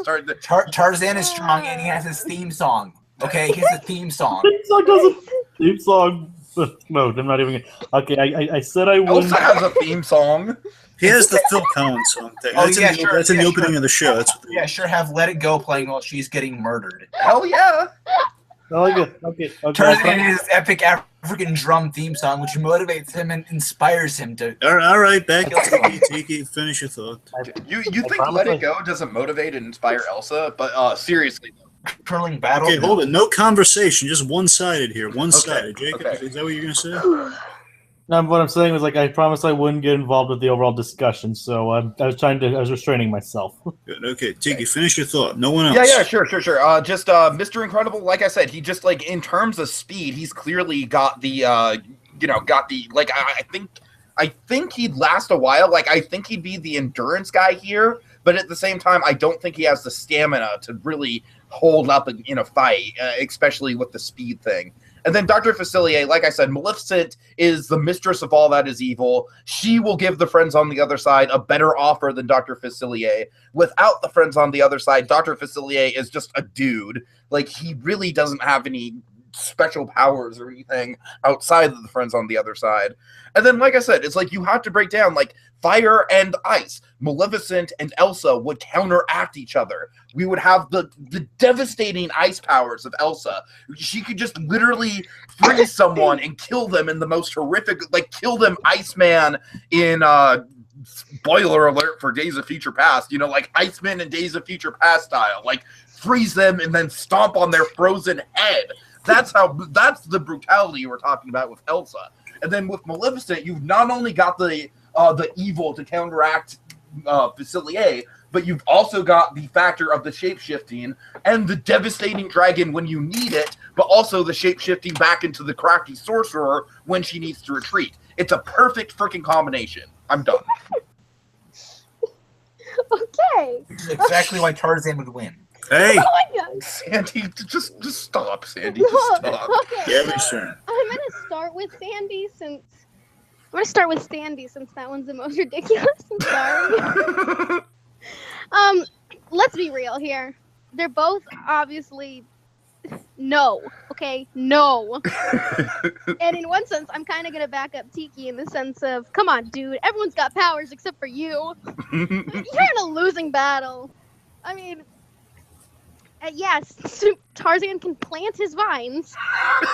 Which is the most ridiculous thing I've ever heard of. I can't believe you said that. I had so much respect for you. That's the line of the episode. I had so much respect. Please embrace the fact that this whole round for me was not taken very seriously. Because I already know I'm going to lose. I mean, okay, but you know, like, Yeah, you knew you were going to lose when you killed off one half of your team. That was a strategy, Doink. Strategy. I mean, okay, but seriously, let's get real here, though. All right, I mean, Shere Khan and Tarzan obviously don't have any special powers. Yes, he grew up in the jungle, but compared to Mr. Incredible's strength, I mean, good luck, kid. At the same time, I mean, Dr. Facilier, yes, I know that without his friends on the other side, there are some things about him that would kind of be pointless, but at the same time, like I said, he's still a voodoo petro witch doctor. He still has black magic, and in the talking of, when we're talking about reality, as when Sandy was talking about how it's more real that Tarzan and Shere Khan don't have magic, black magic is real. It's very real, and many people use it. I mean, there's Wiccans. I mean, but anyways, Dr. Facilier still can tempt, give empty promises. I mean, Dr. Facilier is still a very powerful magical person. So technically he could, you know, tell Shere Khan whatever the hell in whatever language. I mean, I'm sure, you know, the friends on the other side can tempt him to go do something and then go dead. All right, killed. With Elsa, all I think of is Elsa letting go her hair and spreading magical powers to create an ice castle. I mean, woo, how magical. I could just see her like tripping on her dress 500 times trying to, you know, defeat these people. It obviously wouldn't work out for her. At the same time, Maleficent, she still has her weaknesses. I mean, did she get stabbed one time by Prince Philip and she was done? I mean, what if she gets stabbed one time? I was honestly waiting for someone to bring that up, so good job. She was stabbed one time, and I mean, that seems pretty ridiculous. She had this big, powerful dragon, stabbed, died. Oh, okay, never mind. I mean, I don't see how Shere Khan and Tarzan could win this. I think they'd be the first to go. But I also I see Elsa tripping over herself. She could even break her own neck from tripping on her own dress. You see how long that thing is? Her dress could be her freaking enemy. Save the monkey some work. And with Maleficent, like I said, one blow and she's done. I mean, with Mr. Incredible, yeah, he may be quote-unquote fat, but like I did say, if you do watch the movie... I said he's slow, okay? I just want to point out, that's the basis for my argument. He does still have... He has amazing strength, and he has an amazing resistance. You said fat all over the place. You did say fat, by the way. You said fat. You call... There are several times when you call him, I quote, fat ass. Okay, so okay. But the basis for my argument is that he's slow. You forgot the whole fact that he actually loses most of it rather than like halfway points. So all right. But long story short, I mean, like I said, Elsa would be tripping over her dress before she can do anything. Maleficent just needs one blow and she's done. And Tarzan and freaking Shere Khan, they're both mortal. I mean, they can obviously just be done. And Mr. Incredible could snap both their necks, since we're talking about snapping necks. And like I said, Dr. Facilier, he has petro voodoo black magic, and friends on the other side could help him. So I don't see how this could go wrong. All right, I think that's enough. Well, Mr. Incredible can't do anything. It's over! It's over! Claws his eyes out. Give it up, Sandy. Give it up. Wow. Can I just say before we do anything else, I think this was really, really fun, and I don't necessarily think we should do it as a Disney debate topic anymore because it takes up way too much time. However, I would be down for doing it as like a spin-off show at some point. Yeah, like I said, I will keep that in mind though. But I will. But to be fair to Sandy, I will let him say his final piece there, and then we'll be done. Okay. My final. I thought I already said my final statement. I mean, He's giving you a bonus round. Take it. I know, right? All right. Tarzan is very powerful. In all seriousness, Tarzan is very strong. Okay, I know I already said that before, but it is very true. He's very muscular. He can do a whole bunch of gymnastic tricks that no one else can really do. I think Tarzan versus Elsa, even with her ice powers, I think he could easily take her down because she is very tiny and he could snap her like a twig. And as for Maleficent, can I just point out? I love. No, you can't, Tig. I'm sorry. Okay. I think I've heard enough. I love the emphasis on net breaking in Sandy's arguments. I'm not trying to say that as like a pro or a con against him. I just think it's really amusing. Jacob, actually, I wasn't done. I'm sorry. Okay, go ahead. All right. Then. Yeah, but you're technically getting a whole other like final speech. So. Shh! Don't ruin for him. Don't ruin. Okay. He can just take a stone spear and stab Maleficent in the heart. Okay. To be fair, it was enchanted when he stabbed, killed Maleficent. The fairies did enchant it. I have video evidence of this. Thank you. Someone else Jacob. can. Someone else can enchant something too. I was waiting for somebody to point that out. Well, let's say Tarzan bought the tree from the fairies. Oh, no. It's He ripped the branch from the tree. Okay, you're cut off, pal. You're cut off. That was No the more same for this tree now. the vines grew from. The same tree the vines grew from. So magical vines can make him fly 10 feet high. Oh, All right. boy. Okay, I just pulled stuff out of your ass. Okay.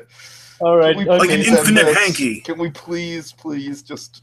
Yeah, but I would be open to like doing a whole spin-off based off this, like you guys said. But, but like I said, I am so glad I thought of this. I mean, this has just been so fun. It's just like inevitably going to make a Disney debate with 3 questions just as long as a Disney debate with 5 questions. Okay, so let's just stop it here. Yeah, please. All right, Dragon, your delegations first. Okay, let me say this for all of you. I'm a little disappointed. Oh, jeez, okay.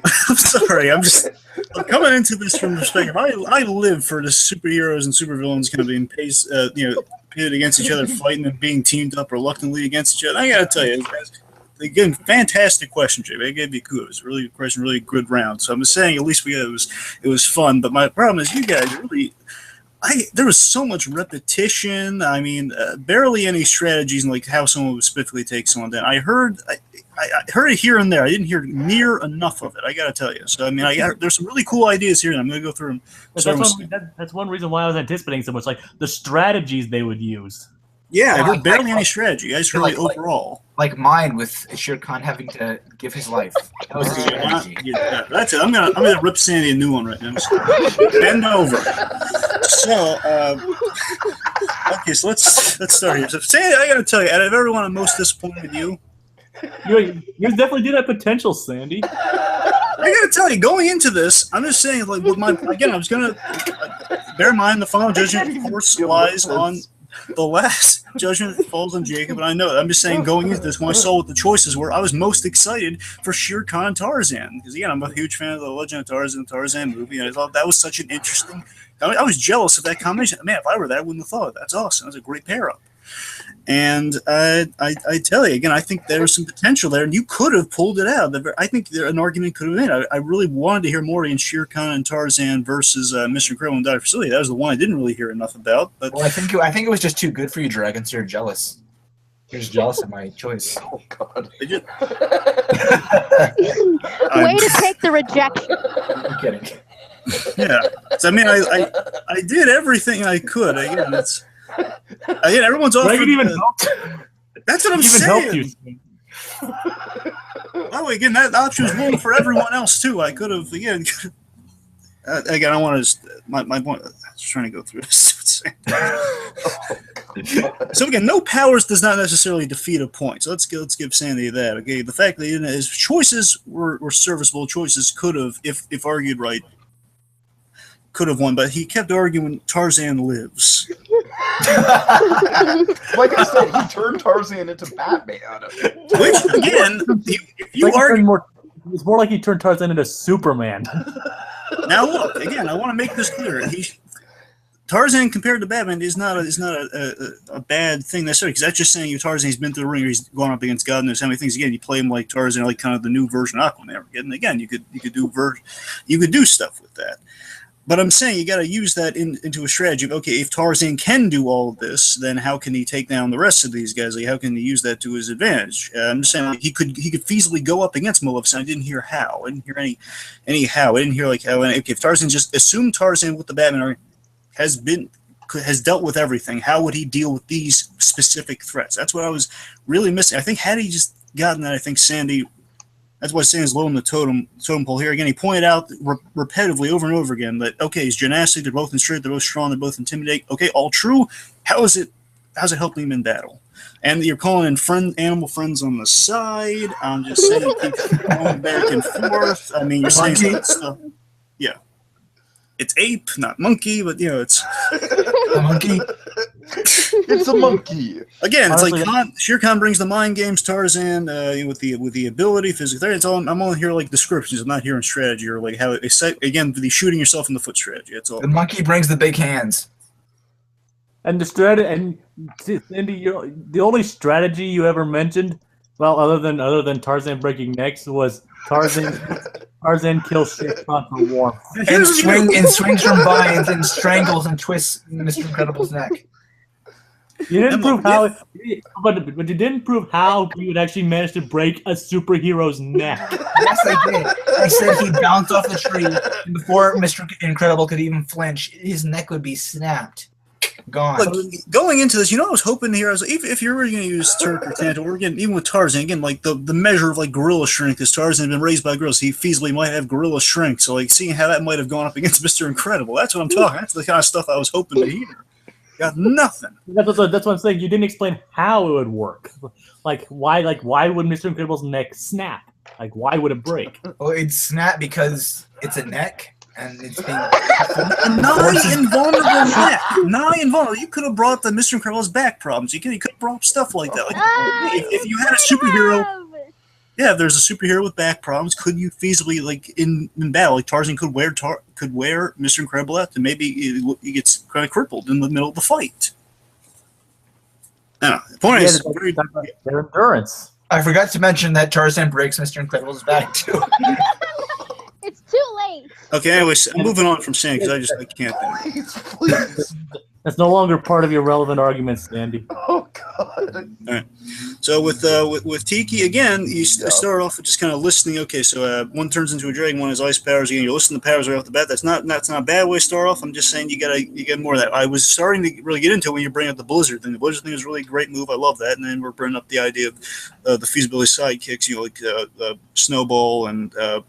Or the minis, which we land on Snowball. Again, these are cool things. I would have liked to hear how Snowball teamed up with a giant dragon. Maleficent would have panned out a little in more detail. That would have been cool. I heard points brought up that I think I didn't really consider, which I think, that might be a problem with the whole heat and ice kind of paired together thing. Because I was thinking, had you used something like, okay, well, it's dragon versus the powers of the dragon, like just the sheer size and intimidation against Mr. Incredible. That's something there. It's something to use. And here, Sure. Plus what was brought up, the whole killed by one stab. Yeah, that was detrimental. That was just a trump card I was hoping no one would use, in all honesty.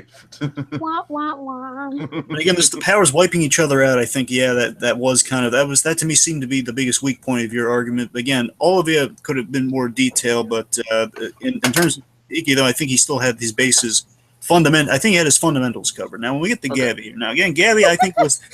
Gabby had the closest to, again, at least she went into detail more than but again, it wasn't exactly a strategy. It was more like kind of semantics, which we need semantics in this. We need to figure things out. So the point that she brought that really got Tiki in particular to think about this was teamwork. She brought the whole team, like these two, Mr. Incredible magic and strength paired together for a moment. They could complement each other's weaknesses. That was a great point on her end, but then Tiki started to bring stuff like that with the whole Blizzard assisting Maleficent. I think he got that idea from her. So To quote Yin Yang Yo, my magic working as one. Yin Yang Yo. Yep, I do remember that show. So yeah. Me too. So in the point that I think Tiki had some points that were easily refuted or a little out of context. The whole Mr. Incredible being slow comment. Mr. Incredible, the whole fat thing, Mr. Incredible, that also was really hurtful to Tiki's argument. Yeah, that definitely did. Tarzan and Liz come to theater right after Tarzan's monkey breaks some neck and says Sandy. Right. My point is, yeah, Mr. Incredible, all the fat stuff of Mr. Incredible wasn't helpful, but at the same time, also the jumping thing is, to my knowledge, fictional. Because all I can Mr. Incredible do, he leaps when he's in like he leap from an explosion, like while he's on the ground, sort of thing. He can't like jump like the Hulk, or he doesn't have super jump abilities because he's too top heavy. He doesn't do that in the thing. So I gotta refute that point. But he's not exactly immobile either. He's not immobile. I'm saying he's not slow, but I'm just saying he can't jump. I just remember in the films how it's not like he had Hulk jumping skills, but at the same time, sorry, when he did jump, he had an incredible leap. So it was effective. It's better than a jump that I could do, but it wasn't the fact that he has superpower jump, because he obviously doesn't. It's more on the strength. However, he can leap, and he can leap to great lengths. Yeah, it's kind of I hear you saying it's a strength motivated jump. It's kind of like, again, kind of a physically realistic kind of leap he would have. He shifts all his super strength to kind of a jump. So I'm saying it's like a battle specific jump. So it's kind of like an average leap, but it's a supercharged average. So I get what you're saying. Let's see. So again, I think the biggest. Oh, sorry. Go ahead. One last point, then we'll move on. I'm sorry. Just the last thing against Gabby's. Well, again, she did go over specifics. Again, the big detrimental thing to her argument, though, was the whole Facilier doesn't have powers if he doesn't have a contract with, the friends from the other side. Which, by the way, in the middle of battle, again, Facilier doesn't seem to be the most, because again, remember, Facilier is a guy who he's a deal maker. He's a magician who has like really powerful friends, and if those friends aren't with him in battle, again, who knows? But at the same time, he's going to be talking and deal making from what Gabby made it sound like. He would be talking during about making deals, but I don't think they're going to be interested in. You want a battle ready companion for Mr. Incredible, I would think. You should have used more of his actual. Because he's able to turn people into things. That should have been like a big part of your argument. Mm-hmm. Yeah. Okay. That's all you have in terms of kind of breaking them, kind of handicapping them here. Okay. Like I said, you should have, for Dr. Facilier, you definitely should have focused on like how his powers could affect instead of focusing on the friends from the other side. You should have like focused on like he can use his voodoo powers. Like he even says so himself, he has things he's never tried. So, so you could have definitely used that. Mm-hmm. So what's the ruling, Jacob? Yeah, what's the ruling, Jacob? Not for you, Sandy. Third. Honestly, it kind of is hard, but like I said, I think we need a combination of semantics and strength. Semantics and strength. While Tiki focused mainly on the strength, I think Gabby had a better selection on both, like how well they would actually work together and how they complement each other more. So Gabby gets the point on this one. All right. Oh, yay. Okay. All right, Gabby's in the lead. I just want to defend my public image with the fat thing. I literally said that because I could not think of anything else to bring down Mr. Incredible with. We don't hate you. It's okay. I'm thinking about it. So, but like I said, I mean, those obviously she faltered in some areas with both of them. She provided a wider spectrum as to why her team would be more effective against the others. So that's why I'm giving her the point. Okay. No, I totally respect that. Just to be clear, Tiki's not a fattest. I mean, I hope I'm not. I hope you're not too. No one wants to be a fattest, Tiki. I hope you're not. I just feel really bad about it because, like I said, I was just honestly Mr. Incredible in my research was like the one guy who I couldn't think of to get like. No. It's tough. It really is because he's invincible. So how do you? So yeah, I genuinely do want to apologize for that statement, though. I do genuinely feel bad about it. So. All right, so Sandy, you'll be joining us as our third opinion on the speed round. If you wish. He's like, no, I'm done with everybody. Yeah, I mean, Sandy, you could just duck out now if you want. Sandy, I mean, I'm giving you can make your voice heard here.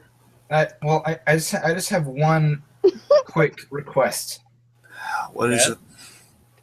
That Tarzan gets to come. What? And the genie from Aladdin. Tarzan and the genie are best friends. What? What? What? And Bert from Mary Poppins, he's the friend too. Okay, who drugged Sandy? Who laced this tea? Who laced this tea? Or whatever, or his Pepsi, or his whatever he's drinking. Genie's the whole reason that Bert is magical. I mean, Okay. he's the magical. All right, fine. You win. Fine. Okay. Okay. Speed Do you want rounds. to be the third opinion or not? Wow. Yeah, but I have to sing Jolly Holiday every time I say something. Yeah, yes or no? Not crazy. If Yes, you do no, that, not I will crazy. literally eject you from the hangout, Sandy. No. Sandy. You're upsetting Gabby, Sandy. Look at her. I'm kidding, but Sandy, seriously, like this is going on long enough, please. Fine. I'm not happy about this. Okay. Well, then don't be a third opinion then if you don't want to. Yeah, I'll be right back. All right, I just have to get something somewhere else. Okay. I swear to God, if you come back here and you pop something silly on the screen, I asked Tiki. Hey, we'll see. We'll see. Tiki, All be right. prepared to Was eject that him a if you have threat? to. Was that a threat? That is a threat, Tiki. I'm saying be prepared to eject him if he does something silly when he comes back. I'm not joking. You eject him. It's on you. I'm sorry, I didn't think this would take so long, guys. I'm legitimately sorry. Well, I mean, that's why it should be a spin-off show, but... And I want I'm Tiki to sorry. back down on air. I want witnesses, okay? It's going to be on Okay. Tiki if Sandy comes back and does something silly. Oh my god. Wait to do the speed round until Sandy comes back, because I don't know if he wants to do it. Anyway. Should I wait, or should I wait till he comes back? Do we? Well, first of all, I think we need to just set up the speed round rules really Yeah, quick, Jacob, sure. if you want to roll, kill some time that way. All right, Gabby. Since you're in the lead and Tiki has a point, so that means that you two qualify for the speed round, where we fire a bunch of rapid fire, not a bunch of rapid, but we say a question, and you two think of an answer on the fly. Whoever talks first does go. This round does involve the watch, which Tiki will operate. Mm-hmm. Jacob, can I make a suggestion? Can we only have one rebuttal instead of two, just to make it go faster? Yeah, that'll be fine. Okay, cool. So that's cool. 30-second opening, 15-second rebuttal, and 30-second closing, correct? I That is thought it correct. was a 15-second closing. No, I thought it was 30, 15, 15, 30. That's Yeah, what like- it was, but Okay, no. you're right. You're right. we're Okay, cutting out a second rebuttal. Okay. Okay. 30, 15, 13. Sorry, 30, 15, 30. 30, Yes. 15, 30. Got Like it. it's like a 30 sandwich with 15 in the middle. Got it. And whoever speaks first. This one isn't based on random.org. Whoever speaks first will defend their character first, or pick. Tiki's the loudest, so I mean, it's based on time, not who. It's based on time. Like if I hear you speak first, and then Tiki yells, then you'll go first. You understand these rules as they have been explained to you, Gabby? yes. Okay. The point of the question is to be on. The point of these questions is to be prepared for anything, and be prepared to. And I'm not going to do a multiple choice because those are frankly quite cruel. You're not going to do multiple choice? Like, you're not going to do a bargain bin or anything like that? No. Aw, that's kind of disappointing. I like the bargain bin stuff. Well, then maybe if someone got in on the planning process, we would have. How would I get in on the planning process if I wanted to fight, mister? What are you talking You about? could have right said, now? "Hey, I would like these sorts of questions to be in there." We would have come up with them. Yeah. I'm not even going to say anything because you're being as ridiculous as Sandy right now. Oh, I would not want. You don't have to say what it's about. You just need to say you would like some multiple choice questions. We could have come up with some multiple choice questions for everyone. I yeah. assume there would be multiple choice That's what I'm questions. saying, you There's always assumed. multiple choice questions. You know what they say? You know what they say when you assume, Tiki. Okay. Okay, look, I don't know what's up with Sandy right now, but we don't really have any more time to kill Okay. because this is already 2.5 hours long. So, Okay. So Gabby, you understand the rules of the tiebreaker? Yeah, do you understand, Gabby? oh God, Sandy, what the hell? Honestly, just refresh it for me, please. Okay. So like, first one. I ask a question based on these speedruns, and you make your pick. Right. You speak for 30 seconds why yours is good. And then Tiki will do so for his, and then you do 15-second rebuttals like why yours is bad, why yours is good, why his is good, and then basically, and then the 30-second closing statement. And then I do this for 5 questions, and whoever has the most points by that point, or if there's a tiebreaker, I keep going. Mhm. But whoever has the most points after at least 5 questions will be the winner. Okay. Unless there's a tiebreaker. Gabby, if you Okay. beat Tiki, I'll be very, very impressed. Thanks, I don't Sandra. know. Thank you. Okay, I have a pretty interesting one for the first question. Let's Oh, do it. God. It was gonna be the tiebreaker. I mean, Jagged, I think you know which one I'm talking about here. I It's gonna think be a I do. tiebreaker in case Sandy was gonna win that last point. This would be the tiebreaker. But okay, here's the question: which Disney villain would make the worst Easter Bunny? Ah, yes. Oh, okay. Okay, I have to think for a second. Ooh. We're dipping into some Easter questions for the speed round. Oh God. I'm gonna go back to my. The queen from Snow White. Okay. Okay. I'm gonna go to Yzma. I'm gonna go back Okay. to Yzma. Okay, so all right, since Gabby spoke up first, Gabby, why would the Queen from Snow White be the worst Easter Bunny? Okay. The Easter Bunny is supposed to be friendly, funny, and happy and give out candy. The evil queen or whatever would just poison the candy, kill all the children, and she's a witch. She sucks. So you could see dead children, and I don't think that would go down very well. So dead children and unhappy parents, and yeah, evil queen. It just doesn't jive.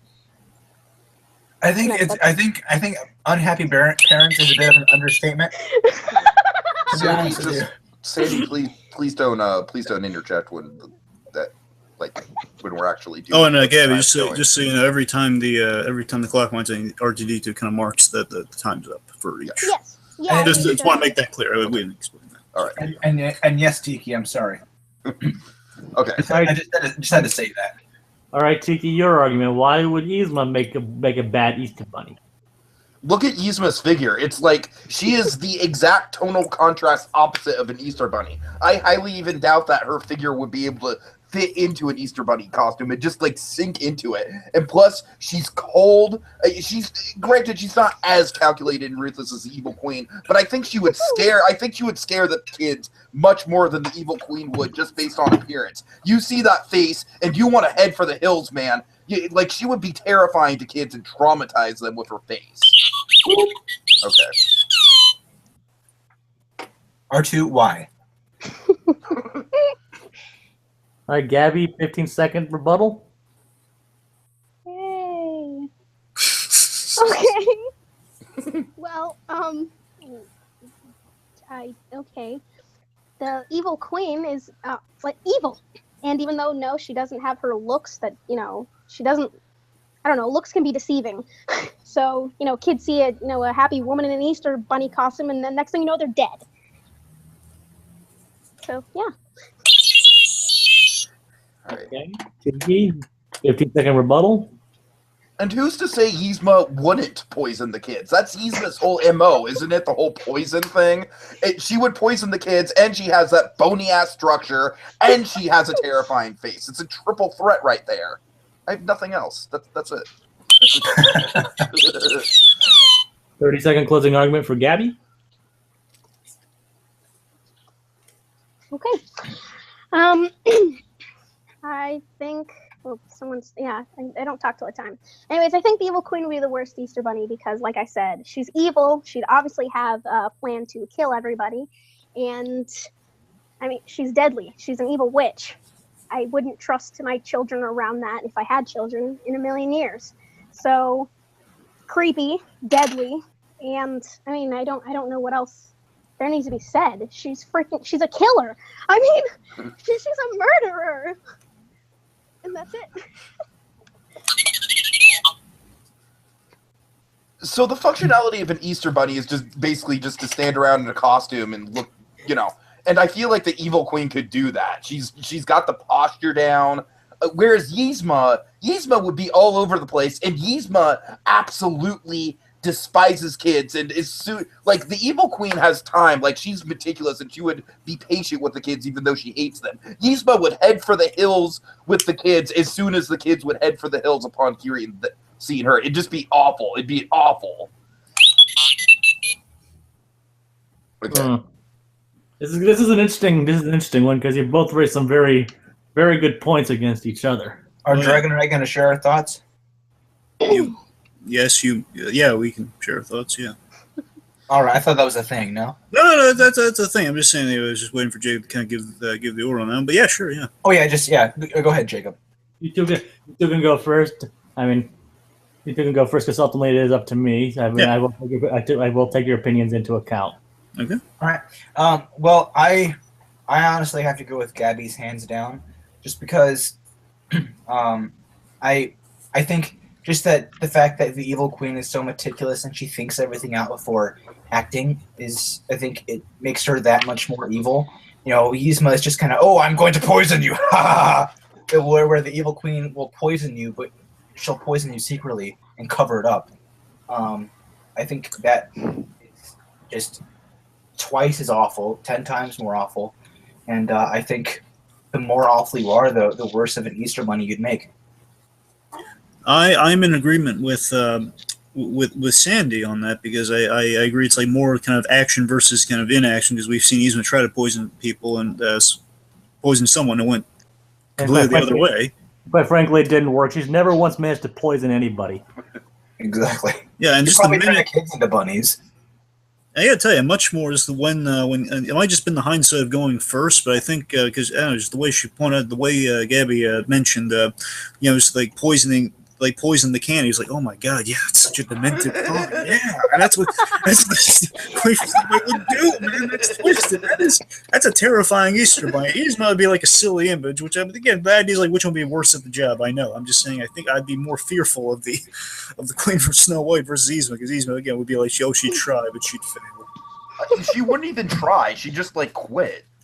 But anyways. But anyway, I can say they're both bad. They're both bad in their ways. I would say I think the murder option would be worse. I think. And I will agree that whole poison candy thing. As soon as I heard it, I was like, "Well, I'm losing this point." Yeah, it's a very chilling thought. But again, it's up to Jacob. So Jacob, I have to agree with both you guys. Gabby did make better arguments, and Tiki the whole poisoning thing. He never really succeeded in poisoning anybody. Yeah, I know. Remember, she doesn't really need to. She doesn't really label those things. She poisons that plant real good though. Yeah. But then again, she just knocked over the beaker, so that's not really a poisoning. All right. So Gabby gets the point. She has 3. Yep. Okay, so 3-1. So just I'm just trying to keep track of the semantics of how many points I'm gonna I need to get at least 2 points to stay in it. Yeah, 2 points to tie. Mm-hmm. Okay. Yeah, so if she gets the next 2, she wins. Yep. No, not. Wait. Yeah, you're right. I'm sorry. Go ahead. All right. Next one plays a bit of another on the Easter side. What is the best Disney or Pixar Easter egg? Pizza Planet truck. Which appearance? Or wait, are we talking, Jacob? How specific you want to be on that? Yeah, I want specific. Okay, maybe we shouldn't do that one then. It could be too broad. No, it's a cool one though. It's not a bad one, but for example, I know someone who personally knows the person who created Pixar, so I want to know what you mean by Easter eggs, because I could go Easter eggs like where he was born, or Easter eggs of like Pixar itself. That's why I'm a bit confused. It's like Disney or Pixar, like recurring Easter eggs and themes, like recurring things Easter they eggs hide in there. Okay. It could be like first Pizza Planet. The bouncy ball. You could also use like A113 or the ball. The ball. Okay. Yeah, that's why I said the ball. Does it have to be Pixar though? It's a Disney No, or it Pixar. doesn't have to be Pixar now. No, but I do pick the bouncy ball on Pixar. And so Okay, now here's yeah. what I'm asking. The Luxo ball. Yes. Now for both of those, what I'm asking is, Jacob, it's your call on this. Do you want it to be like all Luxo balls and all Pizza Planet tricks? Do you want to be one Easter egg from a specific film, like one specific usage of that? I think it'd be best to use.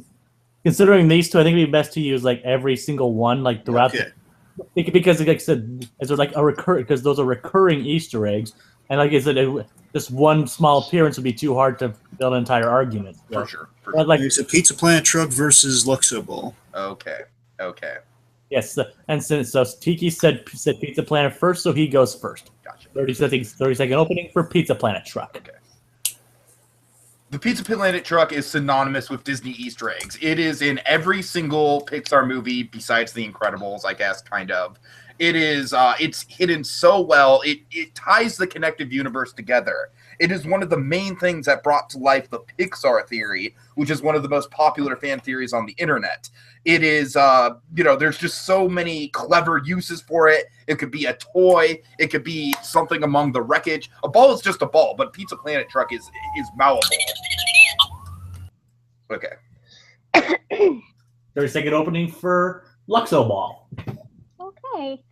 The thing about the Luxo Ball that makes it so iconic is the fact that it's not only in all of the Toy Story movies, but it's in Monsters, Finding Nemo, it's in Up. I mean, you see it, and not only is the Luxo Ball just a ball, but if you remember in Toy Story 3, the Luxo Ball is just a tile on the wall. It's not actually a ball, but you see the image of the Luxo Ball on the tile. So it's not just a ball, it's actually just an iconic piece. Not to mention in Brave, it's not just a ball either.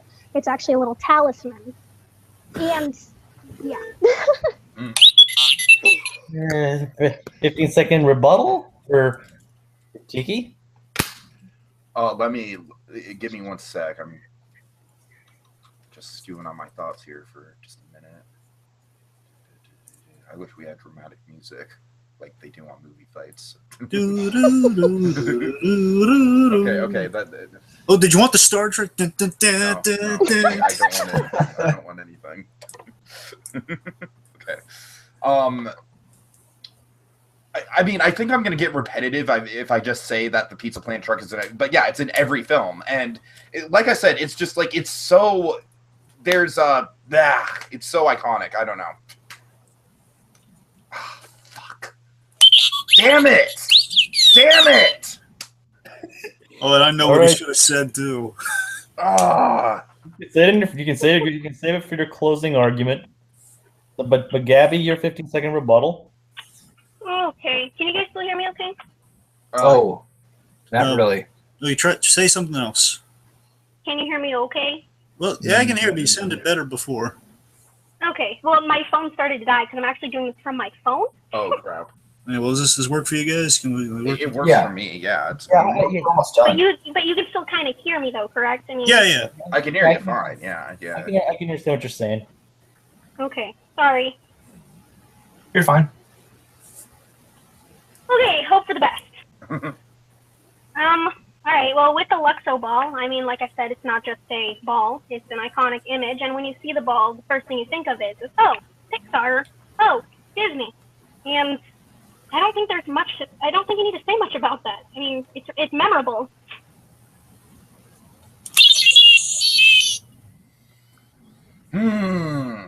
Okay. I'm really feeling the pressure, guys. Closing argument? You can do it, Tiki. Come on. Let's just pull through this one last round. Okay. Think victory. I know. Crap. I thought I had this, man. I really thought I had You know it's true. You know it. Feel it. Come on, say something, Tiki. Okay.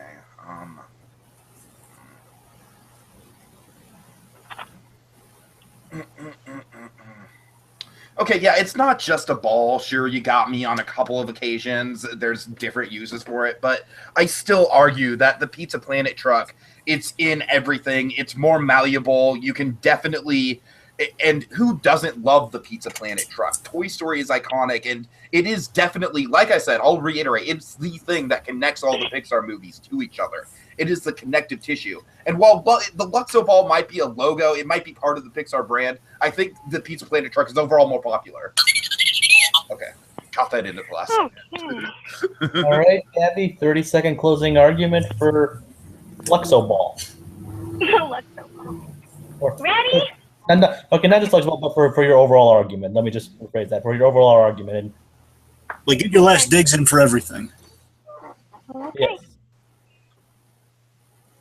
Okay. Well, as I think the Luxo Ball is still iconic, though. The Luxo Ball is in, I think, almost every Pixar movie, as well as the car is. Not only that, the Luxo Ball, I mean, like I said, it's pretty memorable. You know from an instant, once you see the Luxo Ball, hey, that's Pixar, hey, that's Disney. And as I said before, it's not just a ball. I mean, there's a tile on the wall. There's a talisman and brave. There's different things that it is. So it ties all the movies together like the thing. And the ball is more iconic. It's more original. All right, can I just point out something real quick for Gabby? I mean, that might not be detrimental, but I think we can point something out. Okay. You should point out that it's like it was featured in the very first thing Pixar ever made, the Luxo Jr. Mm-hmm. Yeah. No, that's true. Well, technically, the first thing Pixar ever made was Wall-E, Andre, and Wall-E B. Well, It's the most famous one they made, like the first one. Andre, I really love my electric blanket. I'm so sorry. I'm so sorry. Okay. When I hear Andre and Wally, that's what I think of.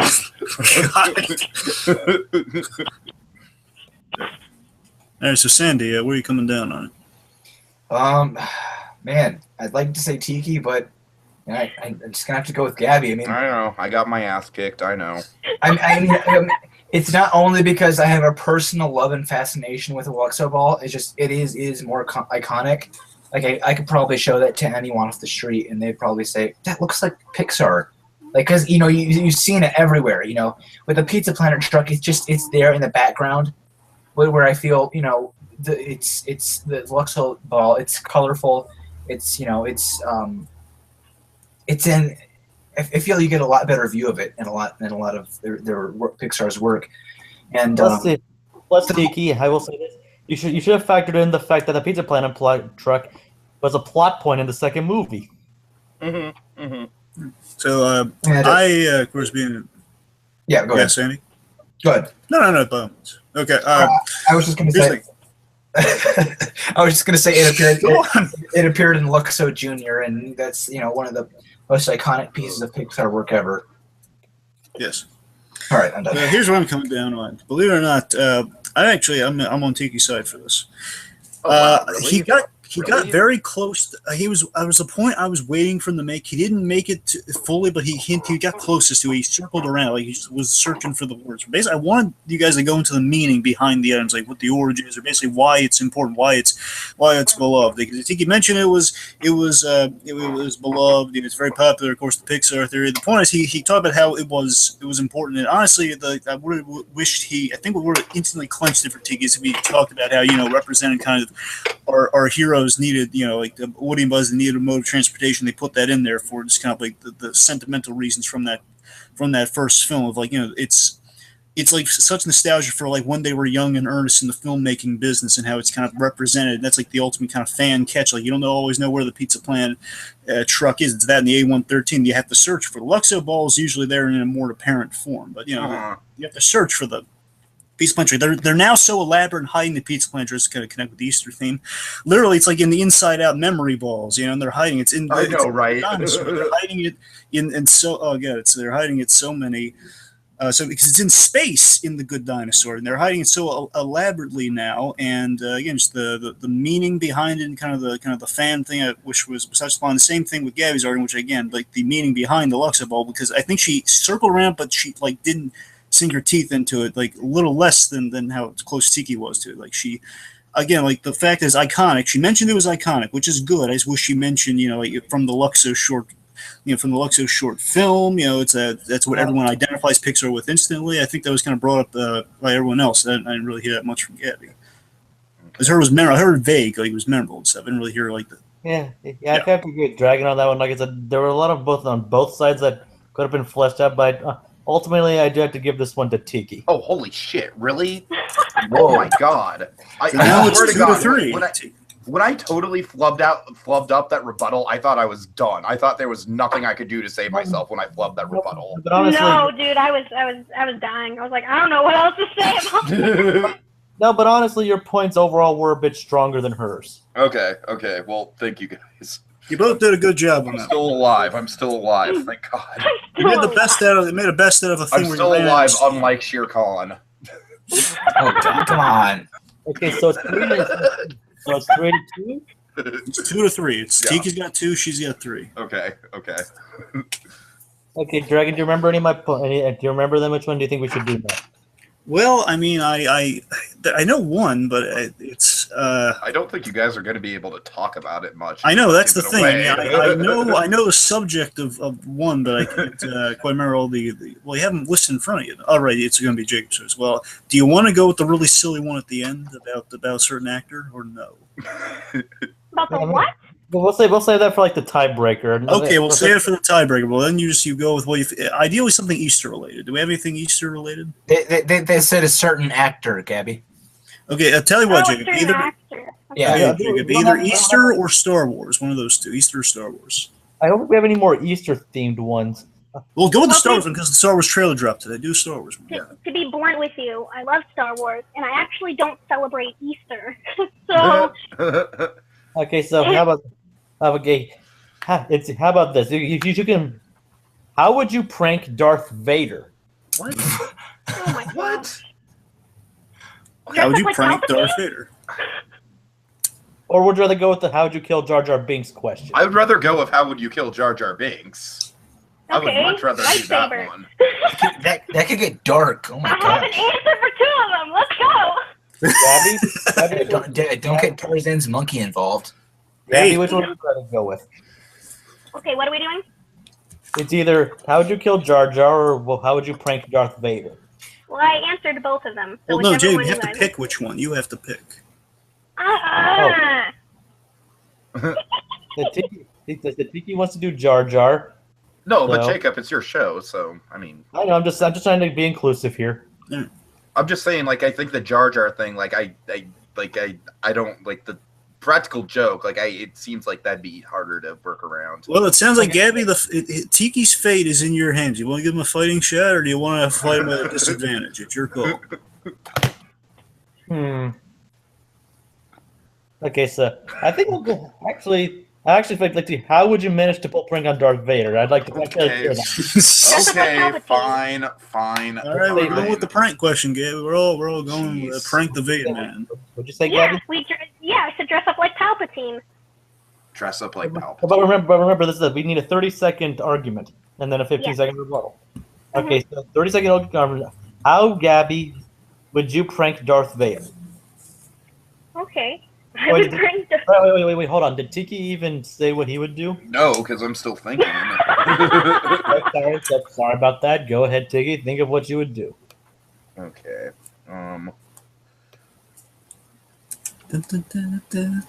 You would piss in his blue milk. Oh, God, come on. Okay, how about and also to make it more interesting, how would you get away with it? Ooh. Okay, I'm a stormtrooper, right? And Okay. Oh my gosh. I said, work that into your argument. Okay, Just so something to consider, though. How? No, I don't want to get into it. okay, we need to keep this thing going. We need to get done as soon as possible. So, 30-second. How about we do like 15? We need to get this done as soon as possible. So, 30-second open. 30-second for Gabby. How would you prank Darth Vader? Okay. Somebody start Forget the whole getting away with it thing. Okay. No getting away. Just how would you do it? okay. Okay. You have to All right, speak so well, they can start the thing. No, I am. I would dress up as Palpatine, or I'd have someone dress up as Palpatine, because Vader was so loyal to the Emperor. That loyalty was very key. So if someone dresses up as Palpatine, all of a sudden his knees go down to the floor. He's like, Master, oh my gosh. And basically he's just bowing down to this person who looks like Palpatine. Palpatine is all that Vader had left. I mean, he's the only friend, or he's the only person that he felt was his friend. He felt Obi-Wan and everyone else alienated him. So dressing up as Palpatine and pretending to be the Emperor would really hit him in the nerve. I'll address the flaws in the argument in my rebuttals, but just to say, like, yeah, I'm going with the more crass thing. I'm going with the one that you could actually get away with, and that without being killed, without Vader just instantly recognize you and killing you.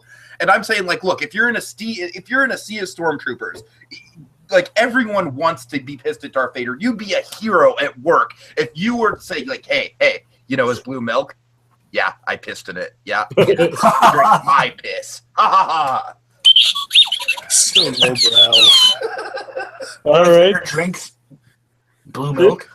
15-second rebuttal from Gabby. Okay. The thing is, though, is that you're saying if you could actually get away with it. I mean, if you dressed up as Emperor Palpatine and you could obviously do it. I mean, it's Star Wars time. The effects, I mean, it couldn't be done. And because of that loyalty, like I said, he'll automatically fall to his knees and just freak out. He'll be speechless. How exactly do you dress up as Palpatine? It's not just the robe. The guy has scars all over his face. Very distinct scars. There is no way that Vader is going to see you as Palpatine and think that you're actually Palpatine. He is going to force choke the hell out of you and you're going to be dead. 15 seconds. All right. 30-second closing argument. Okay.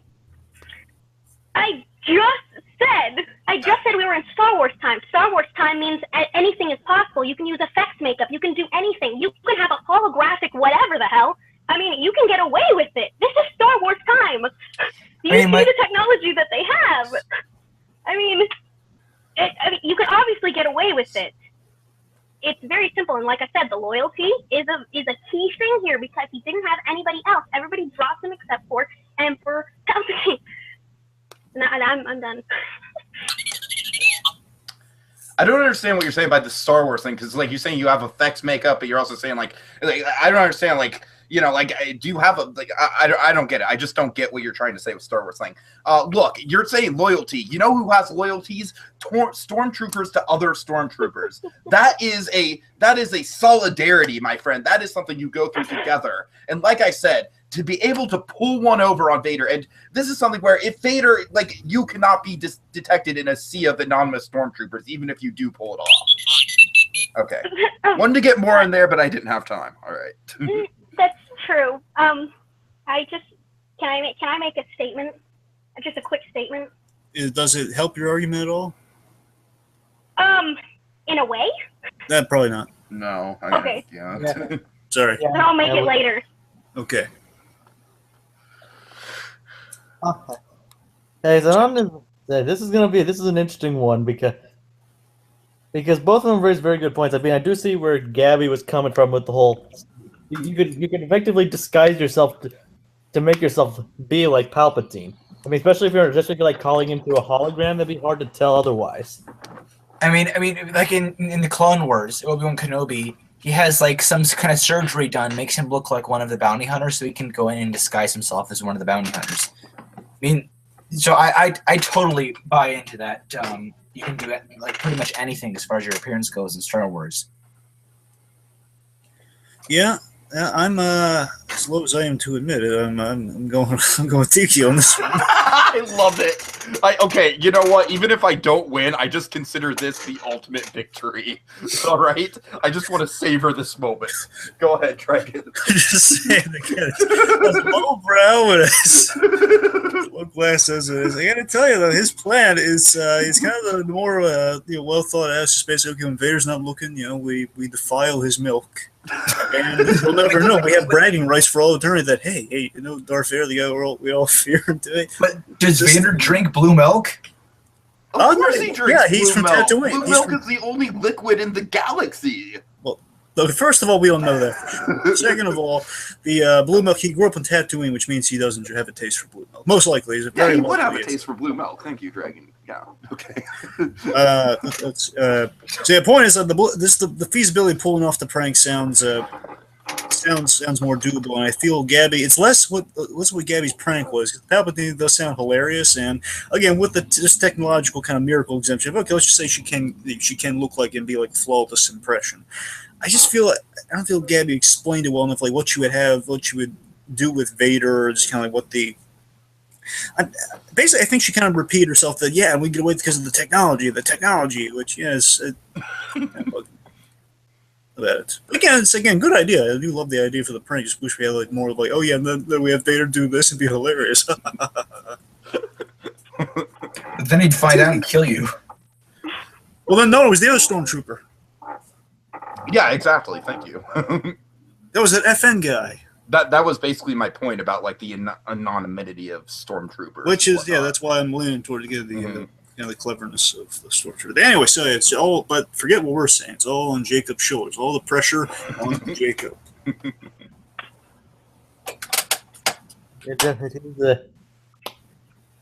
Both definitely didn't make very good arguments there. It is kind of interesting, and will bring points. But ultimately, I guess Tiki did make the stronger points, so he gets the point for this one. All right. Yay. So they're tied. So does the next one take home all the marbles, or really going to 5? I would just suggest, since we're like literally over 3 hours at this point, that the next round be for all the marbles. Okay, I'm sorry. No, you don't have to apologize. It's fine. It's fine. The tag team question was experimental, so. Yes. All right, so. I mean, I just want to make sure if everyone's cool with this being the last one. If everyone's cool with that, I just want to make sure. Mhm. From the labs of So You Want to Be an Imagineer. The tag test. You think we should use that question? You mean the actor question or the? What do Yeah, you the want? actor You want actor? You want actor or you want Jar Jar? It's those are the two I'm between right now. I don't think we should do Jar Jar because we just did a silly Star Wars question. Okay, well we'll save Jar Jar for another occasion maybe. And Okay, trust me, if we went Jar Jar, I would go so graphic it would just be like you would not be able to sleep at night. Trust me. Probably I can so much Dragon- worse. And Dragon, I'm thinking about even not using that question because it might be a bit too broad of a question. Which Or one? just- The Jar Jar one, right? No, not that, not the Jar Jar one, but the one we're thinking about using the actor question. Oh, right. So you don't you're not feeling the actor? Yeah, I'm definitely not. I don't think it'd be a good. I'll run it by you guys if you think it'd be a good argument. Okay. Which Disney animal should have Hugh Jackman's voice? That's the question. That's the question we came up with. Disney animal that. Scar? I mean, I like that. I'd be willing to do that one. Okay, so how about we Because I like? got an answer. Let's do it. Okay, let's word like this. What character, if they were to make which character Disney animal should Hugh Jackman play? The Great Prince of the Forest. Scar. Okay, Oh so boy, TK, I like yours. Oh, Scar God. Okay, we need versus the to- Great Prince of the Forest. Is that really what you're going with? Wait, what exactly did you say? I couldn't really hear that. Bambi's father from. Oh, God. Oh, God. What? You can change your answer if you let Tiki go first. No, you can. I know what my answer is. Are you still gonna stick with what you have? Yeah, evil brother type animal. All right, so. Then again, it all boils down to the arguments. So we'll see how it goes. Okay. To be clear, like, am I like the big underdog here, or I don't get the vibe? I'm not reading the room well. It's a tie, so everyone's the underdog. No, I mean, like, I'm not reading, like, because people reacted strongly to my pick, but I'm not sure if they reacted strongly, like, oh, Tiki, you idiot, or oh, that's a very brilliant pick, Tiki, well done. I'm reserving my statement until the end. Okay, fair Well, enough. I'm leaning a certain way. I'll say that. Oh God. Oh God. Alrighty. Okay. So now, technically, does Gabby go first because she said the answer? Gabby, are you sticking with the pick that you made when you heard the question? Yes. I was giving her the option to go second, in case you wanted to I can switch. go second. It doesn't matter I to me. mean, that was if you switched your answer. Since you're going with your answer, you have to go first. Yeah. Okay, then I'm sticking with my answer. So. Okay. Okay. All right. So what? Okay. So technically, the question is what animal would Hugh Jackman best play as a Disney character? I mean, that's pretty much If it. there were a live-action remake. Well, no, it's just like voice. Live action wasn't Yeah. really. What? Well, yeah, played sure, best. sure, but I'm just saying, like, the context of it is live-action remake, so. Well, it wasn't specified, so if you want to Jacob take it there, specified sure. it. Oh, he did? Yeah. Right, Jacob? I took it away though. Oh, you did? Okay, my bad. Point is just Okay. voicing that character. We don't know too many. Okay. The point is, go on, Gabby. Who's voicing the Okay. character? So yeah, I mean, I would pick someone like Scar. I would pick Scar if that's okay.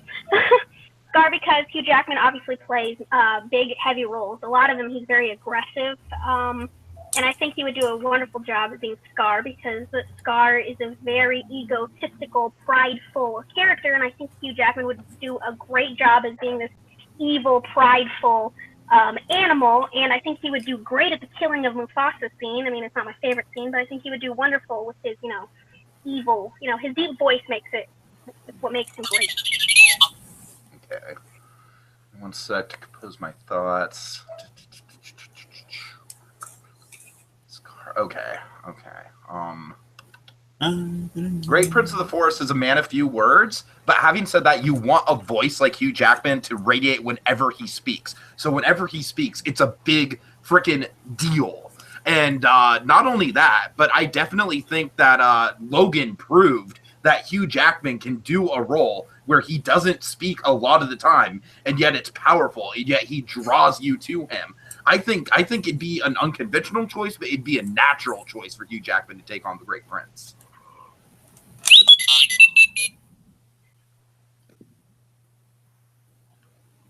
Okay. 15 seconds? Mm-hmm. Okay. I also believe, though, that Hugh Jackman would make a wonderful type villain because his voice, like I said, it is very powerful. And with Scar was highly intelligent, and he boasted endlessly. He was able to manipulate situations and conversations. So with his manipulation, his selfishness, and his self-centeredness, with Hugh Jackman's voice, I think he would make a great character. Not to mention if Hugh Jackman stuck with the whole, Australian thing. Oh, wait. Oh, sorry, the button got jammed. My bad. I was, yeah. All right. Sorry. Let's. Do you want to just let her have and just give Tiki extra time, or? I think we should do. That's fine. Yeah. No, you should get extra time. That's okay. So we're just gonna leave yours as is. That's okay. That's fine. Yeah. I'm okay. Sorry about that. That's on me. No, you're okay. I'm not upset. Okay. So I get what, like 24 seconds? I think was when I stopped it. Jacob, is that fair? That sound good? Sounds good to me. Okay. Okay, we're working with that. Okie dokie. 24 seconds. All right. So Hugh Jackman, like I said, you mentioned that Hugh Jackman has a powerful voice, and I agree. And what better than like one of the most iconic lines in the movie is "Your mother cannot be with you anymore," and how chilling and powerful would it be to have that come from someone that we know and love as much as Hugh Jackman? And he's just like I said, the character would be a man of few words, but every time he speaks, it'd just be like super powerful. Okay. R2 stop swearing. Cut her off. Well, he really likes Logan. Now this one's 30 seconds, and we'll keep it at 30. Yeah. Yep. Okay, I'm ready. In terms of, quoting movies, I think it'd be amazing and powerful if Hugh Jackman said, "Long live the king." I mean, if you remember, when Scar was throwing Mufasa off the rock, he said, "Long live the king," in that very deep, evil, menacing voice. I think it'd be amazing if Hugh Jackman played that. He's vicious. Scar is a very vicious, intimidating character, and with Hugh Jackman's deep, menacing voice, although he does play a lot of good guys, I think it would be great if he played at least a bad guy. Okay. My arguments suck. Okay. Well, to be fair, you have a much easier character to argue for than I do. So. Really? Yeah, I think so. Doing Because terrible. I have a funny thing you should say, Dickie. Okay. Well, I mean, I'm not trying to. I'm just saying it's. Okay. Anyways. Sorry, just trying to complete my thoughts. First of all, I just want to knock Gabby right now because she never mentioned that Hugh Jackman could sing "Be Prepared," and that's just like an obvious thing with her thing, and she never mentioned that. So yeah, just shame on you for that. Anyways, and also, like I said, you're concentrating on like the villainous quality of Hugh Jackman, the over-the-top quality, and I think Hugh Jackman is a very understated actor in stuff like Prisoner, stuff like Logan. He's very understated. I think that's what you need for the Great Prince of Force. Plus, you want him to sing a song? Sing "Love It, Love Is a Song" at the end credits by Hugh Jackman. Boom, Oscar. It sounds like it'd be a terrible idea. What, Hugh Jackman singing "Love Is a Song"? It's a horrible idea. Okay, I made my decision. Okay. Okay. I'll let Dragon and I'll let Dragon and Sandy delegate it first. All right, Sandy, what do you got? Oh.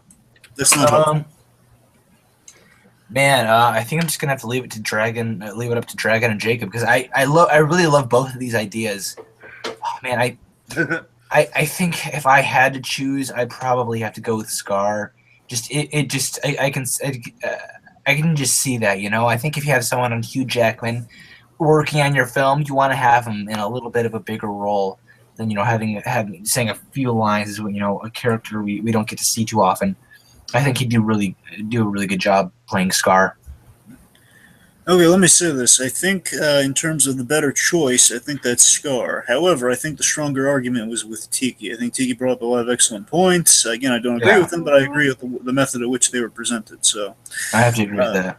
That's where I'm going to. However, I do think I would much prefer to see Hugh Jackman that play Scar. And she listed some good reasons. I think Tiki had more, and he was more organized with his approach. Again, as incorrect as it may have sounded.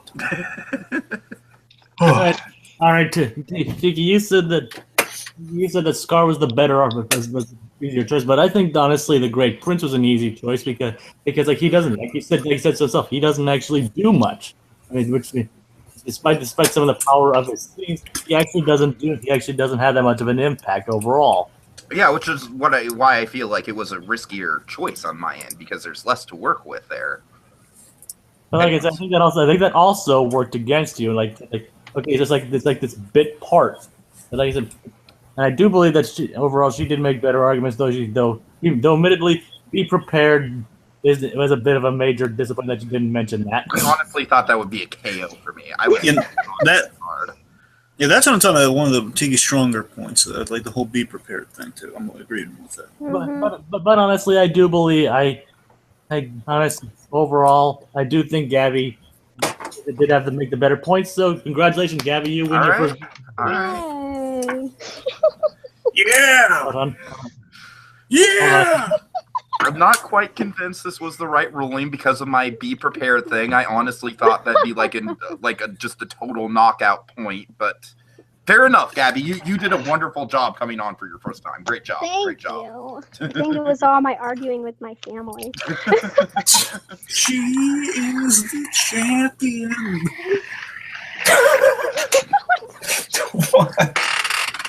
You forgot my friend. And we'll keep on fighting till the end. Congratulations. But according to the Mandela Effect, they don't sing "Of the World" at the very end of that song. Really? Yeah, that's a Mandela Effect, Dragon. Yes, it is. Look it up. I'm gonna pounce on you. Yes. Calm down before I knock you down. That's fucking weird. Calm down. Dragon is gonna pounce on you like Tarzan. So, guys, this has been super fun, but also super long. So I just want to thank all of you for sticking with it, especially Gabby. I was trying to make this shorter, but it didn't work out. So sorry about that, guys. It's okay. but thank you all for joining us on the. It's been one heck of a ride, and we'll see you next time on Disney Debates Live. Which is not Tarzan, swinging from the vines. Oh my gosh, snap some necks and drink some wine. No. Can the men in white coats get in here, please? After Tarzan kills off Shere Khan, because Shere Khan is dead and Tarzan killed him off. He killed off his own teammate. Goodbye.